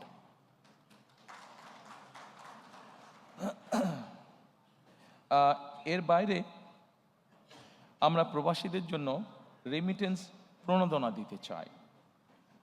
বৈধ উপায়ে, রাষ্ট্রের যে উপায় আছে সেই উপায় যখন ওনারা টাকা পাঠাবেন সেইটার উপরে আমরা তাদেরকে একটি প্রণোদনা দিতে চাই। একটি সার্টেন অ্যামাউন্টের বেশি হলে অবশ্যই তাদেরকে আমরা সেই প্রণোদনাটা দিতে চাই, যাতে করে তারা দেশে যখন ফিরে আসবেন সেই প্রণোদনার পয়সাটা দিয়েও যাতে তারা তাদের কোনো একটি কাজে ব্যবহার করতে পারেন। সম্মানিত উপস্থিতিবৃন্দ, এরপরে আমি আপনাদেরকে আমাদের এইটার বৈষম্যহীন আর্থসামাজিক উন্নয়নের টেকসই রাষ্ট্রীয় সক্ষমতার লাস্ট যেই আমাদের প্যারাটা আছে সেখানে আমি আপনাদের দৃষ্টি আকর্ষণ করছি। এখানে আছে আমাদের সবুজ বিপ্লব। এই সবুজ বিপ্লবের মধ্যে আমি আগেই বলেছি 5 বছরে আমরা 25 কোটি বৃক্ষ করতে চাই, বৃক্ষরোপণ আমরা করতে চাই। একই সাথে 5 বছর 25 কোটি বৃক্ষরোপণ করতে একই সাথে আমরা 2030 সালের মধ্যে শতকরা 20% বিদ্যুৎ আমরা নবায়নযোগ্য অর্থাৎ সোলার বলতে যেটা হয়, সোলার পাওয়ার থেকে আমরা উৎপাদন করতে চাই। একটি গুরুত্বপূর্ণ কাজ আছে যেখান থেকে আমরা একটি বৈদেশিক মুদ্রা অর্জন করতে পারি। আমরা যেই সবুজ বিপ্লবের কথা বলেছি, 5 বছরে 25 কোটি গাছের যেই কথা আমরা বলেছি, এইটির মাধ্যমে আমরা সবুজ অর্থনীতি অর্থাৎ কার্বন ট্রেডিং মার্কেট আমরা গঠন করতে চাই। এবং এই কার্বন ট্রেডিং মার্কেট গঠনের মাধ্যমে আমরা হিসেব করে দেখেছি যে আমরা মোটামুটি $1 বিলিয়ন আমরা সেখান থেকে ইনকাম করতে পারবো, যেটি এখন খুবই সামান্য আছে, এবার 2.5 মিলিয়নের মতন আছে, সেটিকে আমরা 1 বিলিয়নে নিয়ে যেতে পারবো। আমরা যদি আমাদের এই বৃক্ষরোপণ, সবুজ বনায়ন, এই কার্যগুলো যদি আমরা মোটামুটি প্ল্যান অনুযায়ী সম্পাদন করতে পারি, তাহলে এই $1 বিলিয়ন আমাদের জন্য ইনকাম করা খুব কঠিন কিছু হবে না। সম্মানিত উপস্থিতিবৃন্দ, 3R, reduce, recycle and reuse. আমরা প্লাস্টিক এবং এই জাতীয় জিনিসের ক্ষেত্রে এই 3R এর উপরে আমরা গুরুত্ব আরোপ করতে চাই। আমাদের পরিবেশকে যদি আমাদের রক্ষা করতে হয়, আমাদের পরিবেশকে যদি আমাদের বসবাস উপযোগী করে রাখতে হয়, তাহলে এই 3Rকে আমরা যে কোনোভাবে বাস্তবায়ন করতে চাই। আমি শিওর এই ঘরে যারা উপস্থিত আছেন সবাই আমাদেরকে এই ব্যাপারে সহযোগিতা করবেন। এরপরে আমি আপনাদেরকে নিয়ে যেতে চাই আমাদের 3rd চ্যাপ্টারে, সেটা হচ্ছে ভঙ্গুর অর্থনীতির পুনর্গঠন ও পুনরুদ্ধার। আমরা অনেক কিছু প্ল্যান করলে আমাদের ইকোনমি যদি ঠিক না থাকে আমরা কোনো কিছুই বাস্তবায়ন করতে সক্ষম হব না। সম্মানিত উপস্থিতিবৃন্দ, আমরা এই ভঙ্গুর অর্থনীতির পুনর্গঠন ও পুনরুদ্ধারে আমরা কয়েকটি সেক্টর করেছি। অর্থনীতির গণতন্ত্রায়ন, বিনিয়োগ ও আর্থিক প্রতিষ্ঠান সংস্কার, শিল্প খাত ও সৃজনশীল অর্থনীতির উন্নয়ন, সেবা খাত, বিদ্যুৎ জ্বালানি, পরিবহন খাত, আইসিটি, রাজস্ব আয় ও ব্যয় ব্যবস্থাপনা। আমরা অর্থনৈতিক গণতন্ত্রায়ন, প্রথমেই যেটা বলেছি, অর্থনৈতিক গণতন্ত্রায়ন অথবা অর্থনৈতিক অলিগার্ক যে কাঠামো ছিল সেটিকে আমরা ভাঙতে চাই। অর্থনৈতিক গণতন্ত্রায়নটা কি? অর্থনৈতিক গণতন্ত্র হচ্ছে কতিপয় কোনো বিজনেস হাউসের মধ্যে না রেখে বরঞ্চ আমরা গণতন্ত্রটাকে, অর্থনীতিকে আমরা ডিস্ট্রিবিউট করতে চাই, যেখানে কম বেশি সকল মানুষের একটি এন্ট্রি থাকবে, সকল মানুষের অধিকার থাকবে গণতন্ত্রতে নিজের কন্ট্রিবিউশনটা করার মতন। অর্থাৎ সকলের অংশগ্রহণমূলক এবং সবার জন্য উন্মুক্ত একটা অর্থনীতি আমরা গড়ে তুলতে চাই। সম্মানিত উপস্থিতিবৃন্দ, একজন রাজনৈতিক কর্মী হিসাবে আমার যেটি অবজারভেশন, যে কোনো দেশের অর্থনৈতিক বুনিয়াদ তখনই শক্তিশালী হয়, অর্থনৈতিক স্থিতিশীলতা তখনই হয় যখন সেই দেশের মধ্যবিত্ত শ্রেণীটি অনেক বড় আকার ধারণ করে। আমাদের পরিকল্পনা হচ্ছে অর্থনীতির ক্ষেত্রে আমরা বাংলাদেশের মধ্যবিত্ত শ্রেণী বলতে যেটি কয়েক বছর আগেও প্রায় ধ্বংসপ্রাপ্ত ছিল, সেই মধ্যবিত্ত শ্রেণীটিকে আমরা অর্থনৈতিকভাবে ধীরে ধীরে ধীরে ধীরে শক্তিশালী করে গড়তে তুলতে চাই। আমি আগেই বলেছি, আমাদের অর্থনৈতিক বা যে কোনো পরিকল্পনার মূল অন্যতম লক্ষ্য হচ্ছে কর্মসংস্থান তৈরি করা। যত বেশি সংখ্যক কর্মসংস্থান, যে কোনো বিনিয়োগ বলেন, যে কোনো অর্থনৈতিক কার্যক্রম বলেন, প্রত্যেকটিতে আমাদের লক্ষ্য থাকবে কর্মসংস্থানের তৈরি করা, যত বেশি সংখ্যক কর্মসংস্থান। কারণ আমরা মনে করি যত বেশি সংখ্যক কর্মসংস্থান আমরা তৈরি করতে সক্ষম হব, তত বেশি অর্থনীতি বা ইকোনমি তত বেশি সচল হবে আমাদের। এবং সেই জন্যই আমরা বলেছি যে আমরা 2034 সালের মধ্যে আমরা বাংলাদেশের অর্থনীতিকে $1 ট্রিলিয়ন অর্থনীতিতে নিয়ে যেতে চাই। সম্মানিত উপস্থিতিবৃন্দ, এরপরে আমি আপনাদের দৃষ্টি আকর্ষণ করতে চাই, অনেকগুলো বিষয় আছে এখানে, অনেক লম্বা বিষয়, আমি সংক্ষেপ থাকার চেষ্টা করব। বিনিয়োগ এবং প্রাতিষ্ঠানিক সংস্কার। বিনিয়োগ এবং প্রাতিষ্ঠানিক সংস্কারে এফডিআই ক্যাপ্টেন আমরা নিয়োগ করতে চাই, অর্থাৎ ফরেন ইনভেস্টমেন্ট যারা আসবে, এই ফরেন ইনভেস্টমেন্ট যারা আসবে তাদেরকে বিভিন্ন সময় বিভিন্ন বিড়ম্বনা ভোগ করতে হয়। আমরা যেটা করতে চাই সেটা হচ্ছে আমরা একজন ক্যাপ্টেনকে নিয়োগ করতে চাই, যার দায়িত্ব হবে যে বিদেশি বিনিয়োগটা আসবে তার যাবতীয় যত কাগজপত্র, যত কিছু ফর্মালিটিস আছে, সেই ক্যাপ্টেন তার হয়ে সকল কাজগুলো সম্পন্ন করবে। তারা সকল কাজগুলো সম্পন্ন করবে যাতে সেই বিদেশি বিনিয়োগকারী হতাশ হয়ে ফিরে যেতে না হয় তাদেরকে। আমরা একটি পলিসি গ্রহণ করতে চাই অর্থনীতির ক্ষেত্রে।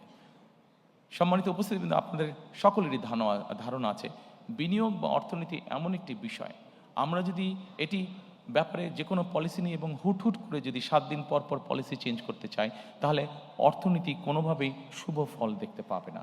এবং সেই জন্যই আমরা সিদ্ধান্ত গ্রহণ করেছি যে অর্থনীতির ক্ষেত্রে আমরা কোনো আকস্মিক কোনো পলিসি পরিবর্তন করতে চাই না। আমরা চিন্তা ভাবনা করে পলিসি গ্রহণ করব, এবং আমরা চিন্তা ভাবনা করে যেই পলিসি গ্রহণ করব সেটিতে আমরা স্টিক করতে চাই।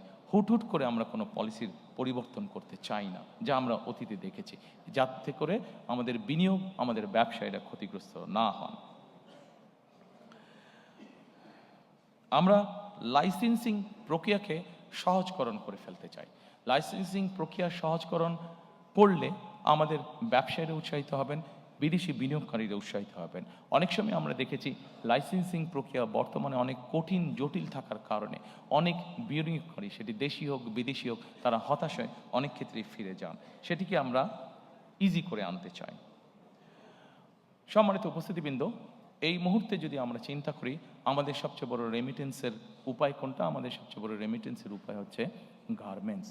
কিন্তু একটি জাতি বা একটি দেশ যুগের পর যুগ একটি সেক্টরের উপরে কোনোভাবেই ডিপেন্ডেন্ট থাকতে পারে না। এবং সেই জন্যই আমরা মনে করি যে আমাদেরকে আরও সেক্টর বের করতে হবে, এবং যেই সেক্টরগুলো রফতানিমূলক সেক্টর হিসেবে বিবেচিত হবে। আমরা ফার্মাসিউটিক্যালের কথা চিন্তা করতে পারি, আমরা লেদার শিল্পের কথা আমরা চিন্তা করতে পারি, আমরা আইটির কথা আমরা চিন্তা করতে পারি, আমরা টয় ইন্ডাস্ট্রির কথা চিন্তা করতে পারি, আমরা ইলেকট্রনিক ইন্ডাস্ট্রির কথা চিন্তা করতে পারি। এরকম অনেকগুলো রফতানিমুখী শিল্প আমরা চিন্তা করতে পারি। এবং এই রফতানিমুখী শিল্প, আমরা কতগুলো শিল্পকে আমরা প্রায়োরিটাইজ করে নেব যে আগামী 5 বছর বা 10 বছর এই সেক্টরগুলোকে আমরা প্রায়োরিটাইজ করে নিব, এবং যেই সেক্টরগুলোকে আমরা প্রায়োরিটাইজ করব সেগুলোকে আমরা প্রণোদনা দিতে চাই, ইনসেন্টিভ দিতে চাই। এটা এমনও হতে পারে তাদেরকে আমরা বন্ডের ফ্যাসিলিটি দিব, বন্ডের ভ্যারাস ফ্যাসিলিটি দিব, বা যেই সকল প্রণোদনা দিলে সেই সেক্টরগুলো আস্তে আস্তে গ্রো করবে, সেই জিনিসগুলো আমরা তাদেরকে করে দিতে চাই। সম্মানিত উপস্থিতিবৃন্দ, অর্থনীতিকে তার নিজের গতিতে চলতে দিতে হবে। সব কিছু যেরকম চলার একটি ধর্ম আছে, অর্থনীতিকেও নিজের গতিতে চলতে দিতে হবে। আমরা বিগত দিনে দেখেছি যে ব্যাংকিং খাতে রাজনৈতিক হস্তক্ষেপ হয়েছে। আমরা দৃঢ়ভাবে বিশ্বাস করি যে ব্যাংকিং খাতকে যে কোনোভাবে হোক রাজনৈতিক হস্তক্ষেপের মুক্ত করে দিতে হবে, এবং এটাকে প্রফেশনালি আমাদেরকে চালাতে হবে। কারণ আমরা যদি ব্যাংকিং খাতকে রাজনৈতিকভাবে হস্তক্ষেপ করি, তাহলে এটির অশুভ প্রভাব অর্থনীতির উপরে পড়বে, যেটি আমাদের কারো জন্য কাঙ্ক্ষিত নয়।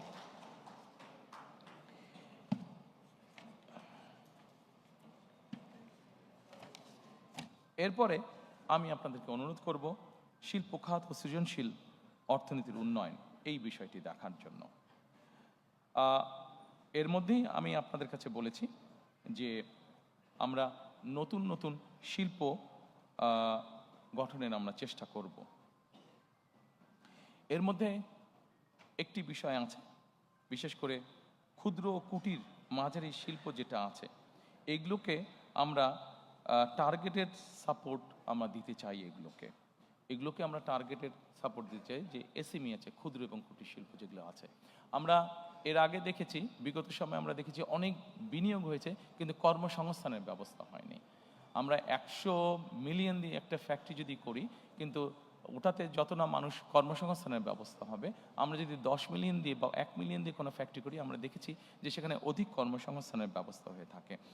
সেজন্যই আমরা আভ্যন্তরীণ শিল্প ভিত্তিকে শক্তিশালী করা এবং শিল্প খাতের বহুমুখীকরণের লক্ষ্যে আমাদের সরকার বিভিন্ন ধরনের প্রণোদনা প্রদানের পরিকল্পনা আমরা গ্রহণ করেছি। বিশেষ করে ক্ষুদ্র কুটির এবং মাঝারি শিল্পে সুনির্দিষ্ট বা টার্গেটেড সাপোর্ট প্রদানের উপরে আমরা বিশেষ গুরুত্ব আরোপ দিতে চাই। এখানে বিভিন্ন রাজনৈতিক কারণে, বিভিন্ন কারণে বাংলাদেশের বহু শিল্প বন্ধ হয়ে গিয়েছে।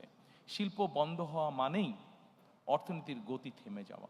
শিল্প বন্ধ হওয়া মানেই বহু মানুষ বেকার হয়ে যাওয়া। শিল্প বন্ধ হওয়ার মানেই বহু মানুষের সংসার বসে যাওয়া, বহু শিক্ষার্থীর জীবন নষ্ট হয়ে যাওয়া। সেজন্যই আমরা সিদ্ধান্ত গ্রহণ করেছি, যেসব বন্ধ শিল্প আছে প্রত্যেকটির জন্য দরকার হলে আলাদা আলাদাভাবে বসে আমরা পলিসি বের করব, যে ওই শিল্পগুলোকে যাতে আবার চালু করা যায় এবং সেখানে যাতে আবার অর্থনৈতিক কর্মচাঞ্চল্য শুরু হয়, সেখানে যাতে আবার নতুন করে কর্মসংস্থানের ব্যবস্থা হয়। আমি এরপরে যেই লাইনটি আছে, এটা আমি আপনাদের সামনে এর মধ্যে অলরেডি উল্লেখ করেছি, যে রফতানিমুখী শিল্পগুলোকে আমরা বন্ডের সুবিধা, বন্ডের ওয়্যারহাউস সুবিধা আমরা দিতে চাই। সম্মানিত উপস্থিতিবৃন্দ, বাংলাদেশে এরকম অনেক অঞ্চল আছে, আমরা যদি ভালো করে লক্ষ্য করে থাকি, বাংলাদেশে এরকম অনেক অঞ্চল আছে, বিভিন্ন অঞ্চলের বিভিন্ন কতগুলো সুবিধা আছে। কাজেই আমরা যদি এই বিষয়গুলোকে স্টাডি করি, তাহলে আমরা এক অঞ্চলের পণ্য দিয়েই আমরা বিভিন্ন এলাকা গড়ে তুলতে পারি। যেমন টাঙ্গাইলে, আমরা যদি টাঙ্গাইলে দেখি, টাঙ্গাইলের বিভিন্ন অঞ্চলে আমরা নামাজ পড়ার সময় যে টুপিটা ব্যবহার করে থাকি, সেই টুপিটা তৈরি হচ্ছে এবং এই টুপি সারা বিশ্বে বিভিন্ন জায়গায় যাচ্ছে। কাজে আমরা যদি ওই শিল্পটাকে ওখানে এনকারেজ করি, যারা করছে তাদেরকে সহযোগিতা করি এবং আরও নতুন যারা করতে চায় তাদেরকে যদি সহযোগিতা করি, তাহলে আরও অধিক সংখ্যক মানুষের যেরকম কর্মসংস্থান হবে, আরও অধিক সংখ্যক এক্সপোর্ট যাবে এবং এক্সপোর্ট যাওয়া মানে আমাদের more number of foreign currency we can earn. সম্মানিত উপস্থিতিবৃন্দ, এরপরে আছে আমাদের দেশের যেই হস্তশিল্প আছে। আমরা খেয়াল করে দেখেছি অধিকাংশ হস্তশিল্প বা ক্রিয়েটিভ ইন্ডাস্ট্রিতে আমরা খেয়াল করে দেখেছি যে আমাদের নারী শ্রমিকরা কাজ করে থাকেন। আমরা এই সেক্টরটিকে উৎসাহিত করতে চাই, বিভিন্ন রকম সাহায্য সহযোগিতায় উৎসাহিত করতে চাই। এটিকে উৎসাহিত করার অন্যতম মূল লক্ষ্য হচ্ছে নারীদেরকে স্বাবলম্বী করা, নারীদেরকে এম্পাওয়ার করা সামাজিকভাবে এবং অর্থনৈতিকভাবে, এবং একই সাথে আমাদের যে ক্রিয়েটিভ ইন্ডাস্ট্রি আছে এটিকে ধীরে ধীরে দেশের সীমানা ছাড়িয়ে এটিকে ধীরে ধীরে বহির্বিশ্বে নিয়ে যাওয়া। এবং দেশি আমাদের অনেকগুলো ব্র্যান্ড আছে, আমি যদি নাম উল্লেখ করে বলি, যেমন কে কে ক্রাফট নামে একটি ব্র্যান্ড আছে, এরকম অনেকগুলো আছে ব্র্যান্ড।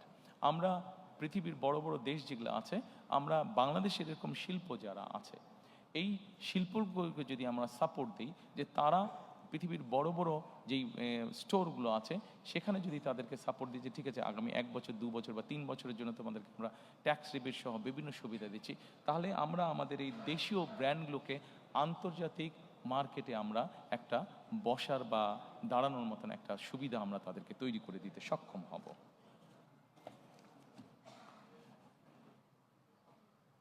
সম্মানিত উপস্থিতিবৃন্দ, এরপরে আপনাদেরকে আমি অনুরোধ করব সেবা খাতের প্রতি দৃষ্টি দেওয়ার জন্য।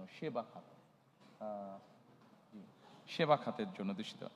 সেবা খাতটাকে এখানেও আমরা অনেক কর্মসংস্থান তৈরি করার পরিকল্পনা গ্রহণ করেছি। ব্যাংকিং আছে, আইটি আছে, পর্যটন আছে।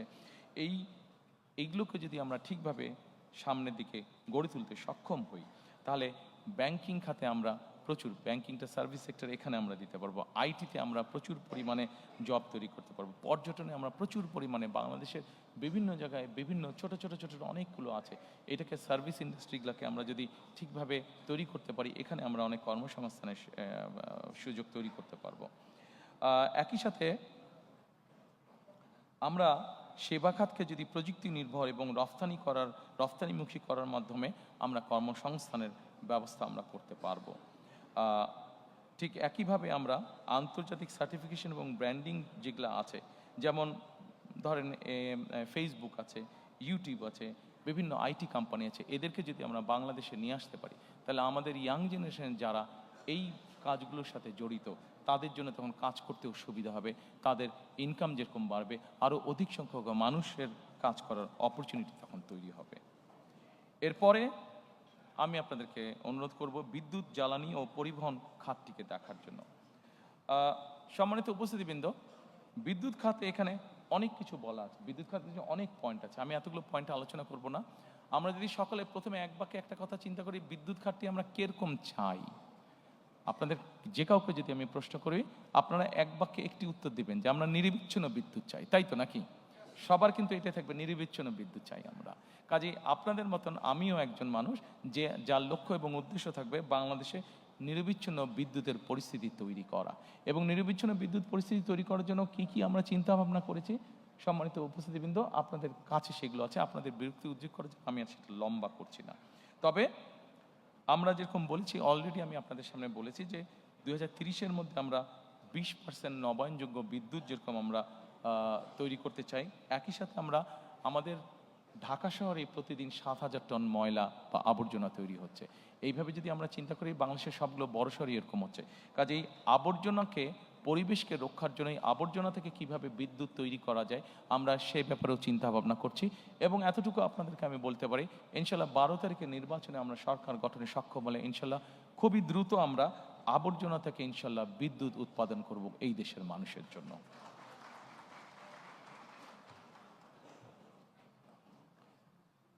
সম্মানিত উপস্থিতিবৃন্দ, এরপরে আছে যোগাযোগ ও পরিবহন খাত। যোগাযোগ এবং পরিবহন খাতের খুব সংক্ষেপে যদি আমরা নিয়ে আসি, আমরা সম্পূর্ণ বাংলাদেশটাকে আমরা রেল লাইনের মাধ্যমে কানেক্টিভিটি আমরা তৈরি করতে চাইছি। রেল লাইনের মাধ্যমে অবশ্যই রোড আছে, রাস্তাঘাট, হাইওয়ে, মোটরওয়ে, বাস, ট্রাক, এগুলো অবশ্যই আছে, কিন্তু রেলওয়ের মাধ্যমে এই জন্য আমি আপনাদের সামনে কথাটা তুলে ধরলাম যে রেলওয়েকে যদি আমরা ডেভেলপ করতে পারি, তাহলে কিন্তু মানুষের যাতায়াত খরচ, সেটা নিজের যাতায়াত খরচ হোক অথবা পণ্য পরিবহন হোক, সেটি অনেকাংশে কমে আসবে। এই কমে আসার ফলে যেটি হবে, মানুষ যেরকম সহজে যাতায়াত করতে পারবে, আমরা যদি সারা দেশে রেলওয়ে কানেক্টিভিটি তৈরি করতে পারি, মানুষ যেরকম সহজে যাতায়াত করতে পারবে, একই সাথে তার ব্যবসা বাণিজ্যের ক্ষেত্রেও সুবিধা হবে, তার পণ্য পরিবহনের সুবিধা হবে, অর্থাৎ তার জন্য ইকোনমিক্যালি জিনিসটা অনেক বেশি ভায়াবল হবে। আমাদের দেশের নৌ পরিবহন বা জলপথ যেটা আছে, আনফর্চুনেটলি অনেক খাল বিল বন্ধ হয়ে গেছে। এই ব্যাপারে আপনাদেরকে এর মধ্যে আমি বলেছি যে আমাদের 20,000 কিলোমিটার খাল খননের পরিকল্পনা রয়েছে। এই খাল খননের মাধ্যমে একই সাথে বিভিন্ন নদীগুলোকেও যদি আমরা সক্ষম হই ড্রেজিং করা বা খনন করার জন্য, আমরা প্রত্যাশা করি যে আমরা যে নৌপথে চলাচলের ব্যবস্থাটাকে আমরা অনেক ডেভেলপ করতে পারবো। কারণ আমাদের দেশটা এমনি একটু পপুলেশন বেশি, শুধু রোড কমিউনিকেশন দিয়ে আমরা সকলের যাতায়াত ব্যবস্থা নিশ্চিত করতে পারবো না। কাজে আমাদের যত অল্টারনেটিভ আছে সবগুলো উপায়কে আমাদের দেখতে হবে, সবগুলো উপায়কে আমাদের ব্যবহার করতে হবে। সম্মানিত উপস্থিতিবৃন্দ, এরপরে আপনাদেরকে আমি অনুরোধ করব এই চ্যাপ্টারে আইসিটি, এই ডিপার্টমেন্টে আইসিটি যেই চ্যাপ্টারটি আছে সেটা দেখার জন্য আমি খুব সংক্ষেপেই যাচ্ছি, অনেকক্ষণ সময় নিয়ে নিয়েছি আপনাদের। আইসিটিতে আমরা আমাদের যেই পরিকল্পনা সেটা হচ্ছে সাইবার নিরাপত্তা এবং এআই সহ 5টি খাতে আমরা পরিকল্পনা গ্রহণ করছি 2 লক্ষ, এবং ফ্রিল্যান্সিং ও কন্টেন্ট ক্রিয়েশনে আমরা 8 লক্ষ, অলটুগেদার অ্যাবাউট 10 লক্ষ কর্মসংস্থানের আমরা চিন্তা ভাবনা করছি। আমাদের ইয়াং জেনারেশন, যেমন ধরেন আমাদের ইয়াং জেনারেশন যারা সে কন্টেন্ট ক্রিয়েশনের কাজ করে থাকেন, আপনাদের অনেকেই জানা আছে সাউথ কোরিয়া যে দেশটি, এরা এখানে যারা ইয়াং জেনারেশন আছে এরা কন্টেন্ট ক্রিয়েশনে খুব ভালো করে থাকে, এবং খুব সম্ভবত গত বছর তাদের শুধু কন্টেন্ট ক্রিয়েশন থেকেই তাদের ইনকাম ছিল, দেশের ইনকাম ছিল প্রায় $12 বিলিয়ন। কাজে তারা যদি পারে আমাদের ইয়াং জেনারেশন না পারার কোনো কারণ নেই। আমাদের কিছু পলিসিগত বিষয় আছে, সেই পলিসিগুলোকে আমাদেরকে সঠিকভাবে গ্রহণ করতে হবে। পলিসিটি গ্রহণ করার মাধ্যমে আমরা যদি এই ছেলে মেয়েদেরকে ট্রেনিং দিতে পারি, একটু তাদেরকে বিভিন্নভাবে সহযোগিতা করতে পারি, আমরা দৃঢ়ভাবে বিশ্বাস করি যে এখানে 8 লক্ষ আমরা বলেছি, 8 লক্ষের বেশি আমরা তৈরি করতে পারবো এবং প্রচুর পরিমাণ বৈদেশিক মুদ্রা আমরা এখান থেকে অর্জন করতে সক্ষম হব। আমরা সবার জন্য এখানে বলেছি দ্রুত এবং নির্ভরযোগ্য ইন্টারনেট, বিনামূল্যে উচ্চগতির দ্রুত এবং ইন্টারনেট। বিনামূল্যে কিভাবে আমরা প্রোভাইড করতে চাই, ওটার ভিতরে ছোট্ট যে সিক্রেটটা আছে এটা আমি আপনাদের সামনে তুলে ধরেছি। কাজেই এইটিতে আমি আবার রিপিট করলাম না, সময় নষ্ট হবে। সম্মানিত উপস্থিতিবৃন্দ, আমাদেরকে একটি বিষয়ে খুবই সিরিয়াস হতে হবে। এই বিষয়টিতে আমাদের বহু মানুষ কষ্ট পাচ্ছেন, বিশেষ করে নারী সমাজের সদস্যরা, তাদেরকে বিভিন্নভাবে হেনস্থা করা হচ্ছে। সেটি হচ্ছে জাতীয় সাইবার নিরাপত্তা, সাইবার বুলিং এবং নাগরিক তথ্য, বিশেষ করে সাইবার বুলিং। আমাদের নারী সমাজের সদস্যরা বিভিন্নভাবে সাইবার বুলিংয়ের শিকার তারা হচ্ছে। কাজেই এ ব্যাপারে আমাদেরকে কঠোর পদক্ষেপ গ্রহণ করতে হবে। আইনগুলোকে আমাদের ঠিক করতে হবে এবং শুধু আইন ঠিক না, আইন যাতে সঠিকভাবে কাজ করে সেই পদক্ষেপ আমরা গ্রহণ করব, যাতে বুলিংয়ের শিকার কেউ না হয়। যারা বুলিং করবে তাদেরকে অবশ্যই দেশের আইন অনুযায়ী শাস্তি পেতে হবে। এটি আমাদেরকে যে কোনো মূল্যে নিশ্চিত করব আমরা। এরপরে এখানে একটি উল্লেখ করে নেই আপনাদের সামনে, আপনাদের অনেকেরই জানা আছে, তারপরে আমি উল্লেখ করছি। বাংলাদেশে এই মুহূর্তে যে আইসিটি মিনিস্ট্রি আছে, আপনাদের অনেকেরই জানা আছে, এই আইসিটি মিনিস্ট্রি 2003 সাল পর্যন্ত এটি অন্য সায়েন্স অ্যান্ড টেকনোলজি মিনিস্ট্রির সাথে খুব সম্ভব এটি সম্পর্কিত ছিল। বেগম খালেদা জিয়া সরকারের সময় আইসিটি এখন যে মিনিস্ট্রি আছে এটাকে বের করে নিয়ে এসে আলাদা একটি মিনিস্ট্রি গঠন করা হয়। অর্থাৎ 2004 সালেই বিএনপি সরকার এই আইসিটির গুরুত্বটি অনুধাবন করেছিল এবং সেইভাবে সেটিকে গুরুত্ব দিয়ে আলাদা মিনিস্ট্রি গঠন করেছিল।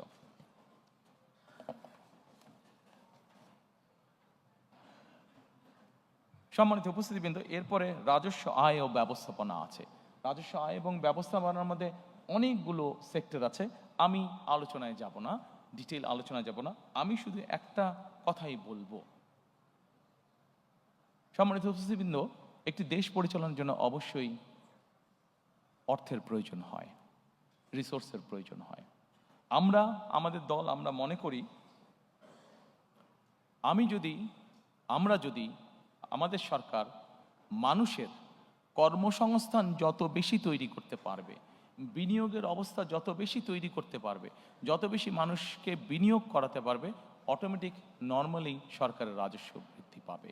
আমি সেই জন্যই বরাবর আপনাদের সামনে বলেছি, আমাদের মূল লক্ষ্যই হচ্ছে যত বেশি সংখ্যক কর্মসংস্থান তৈরি করা, যত বেশি সংখ্যক দেশি এবং বিদেশি বিনিয়োগকারী যারা আছেন তাদেরকে উৎসাহিত করা, প্রতিষ্ঠান তৈরি করা, বিনিয়োগ করা, বিনিয়োগের মধ্যে শিল্প এবং শিল্প প্রতিষ্ঠান তৈরি করা, যাতে করে বেশি সংখ্যক মানুষ কর্মসংস্থানের সুযোগ পায়। কারণ বিনিয়োগ করলে নিজে থেকেই রাজস্ব আয় বাড়বে।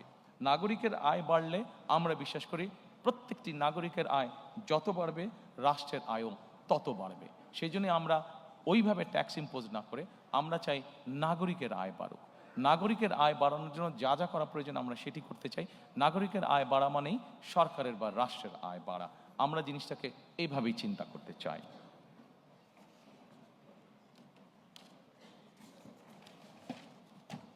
এরপরে সম্মানিত উপস্থিতিবৃন্দ, আপনাদেরকে অঞ্চল ভিত্তিক সুষম উন্নয়নের মধ্যে আমি নিয়ে যেতে চাই। আমি একটু আগেই বলেছি বাংলাদেশের বিভিন্ন এলাকার বিভিন্ন গুরুত্ব রয়েছে। আমরা যদি চট্টগ্রাম দিয়ে শুরু করি, আমরা চট্টগ্রামকে বাণিজ্যিক রাজনৈতিক হিসাবে প্রতিষ্ঠিত করতে চাই। চট্টগ্রামকে আমরা বাণিজ্যিক ক্যাপিটাল হিসাবে, রাজধানী হিসাবে আমরা প্রতিষ্ঠিত করতে চাই। ঠিক একইভাবে সম্মানিত উপস্থিতিবৃন্দ, উত্তর অঞ্চল, আমরা সকলেই জানি যে বাংলাদেশের উত্তর অঞ্চল হচ্ছে একটি কৃষি নির্ভর এলাকা।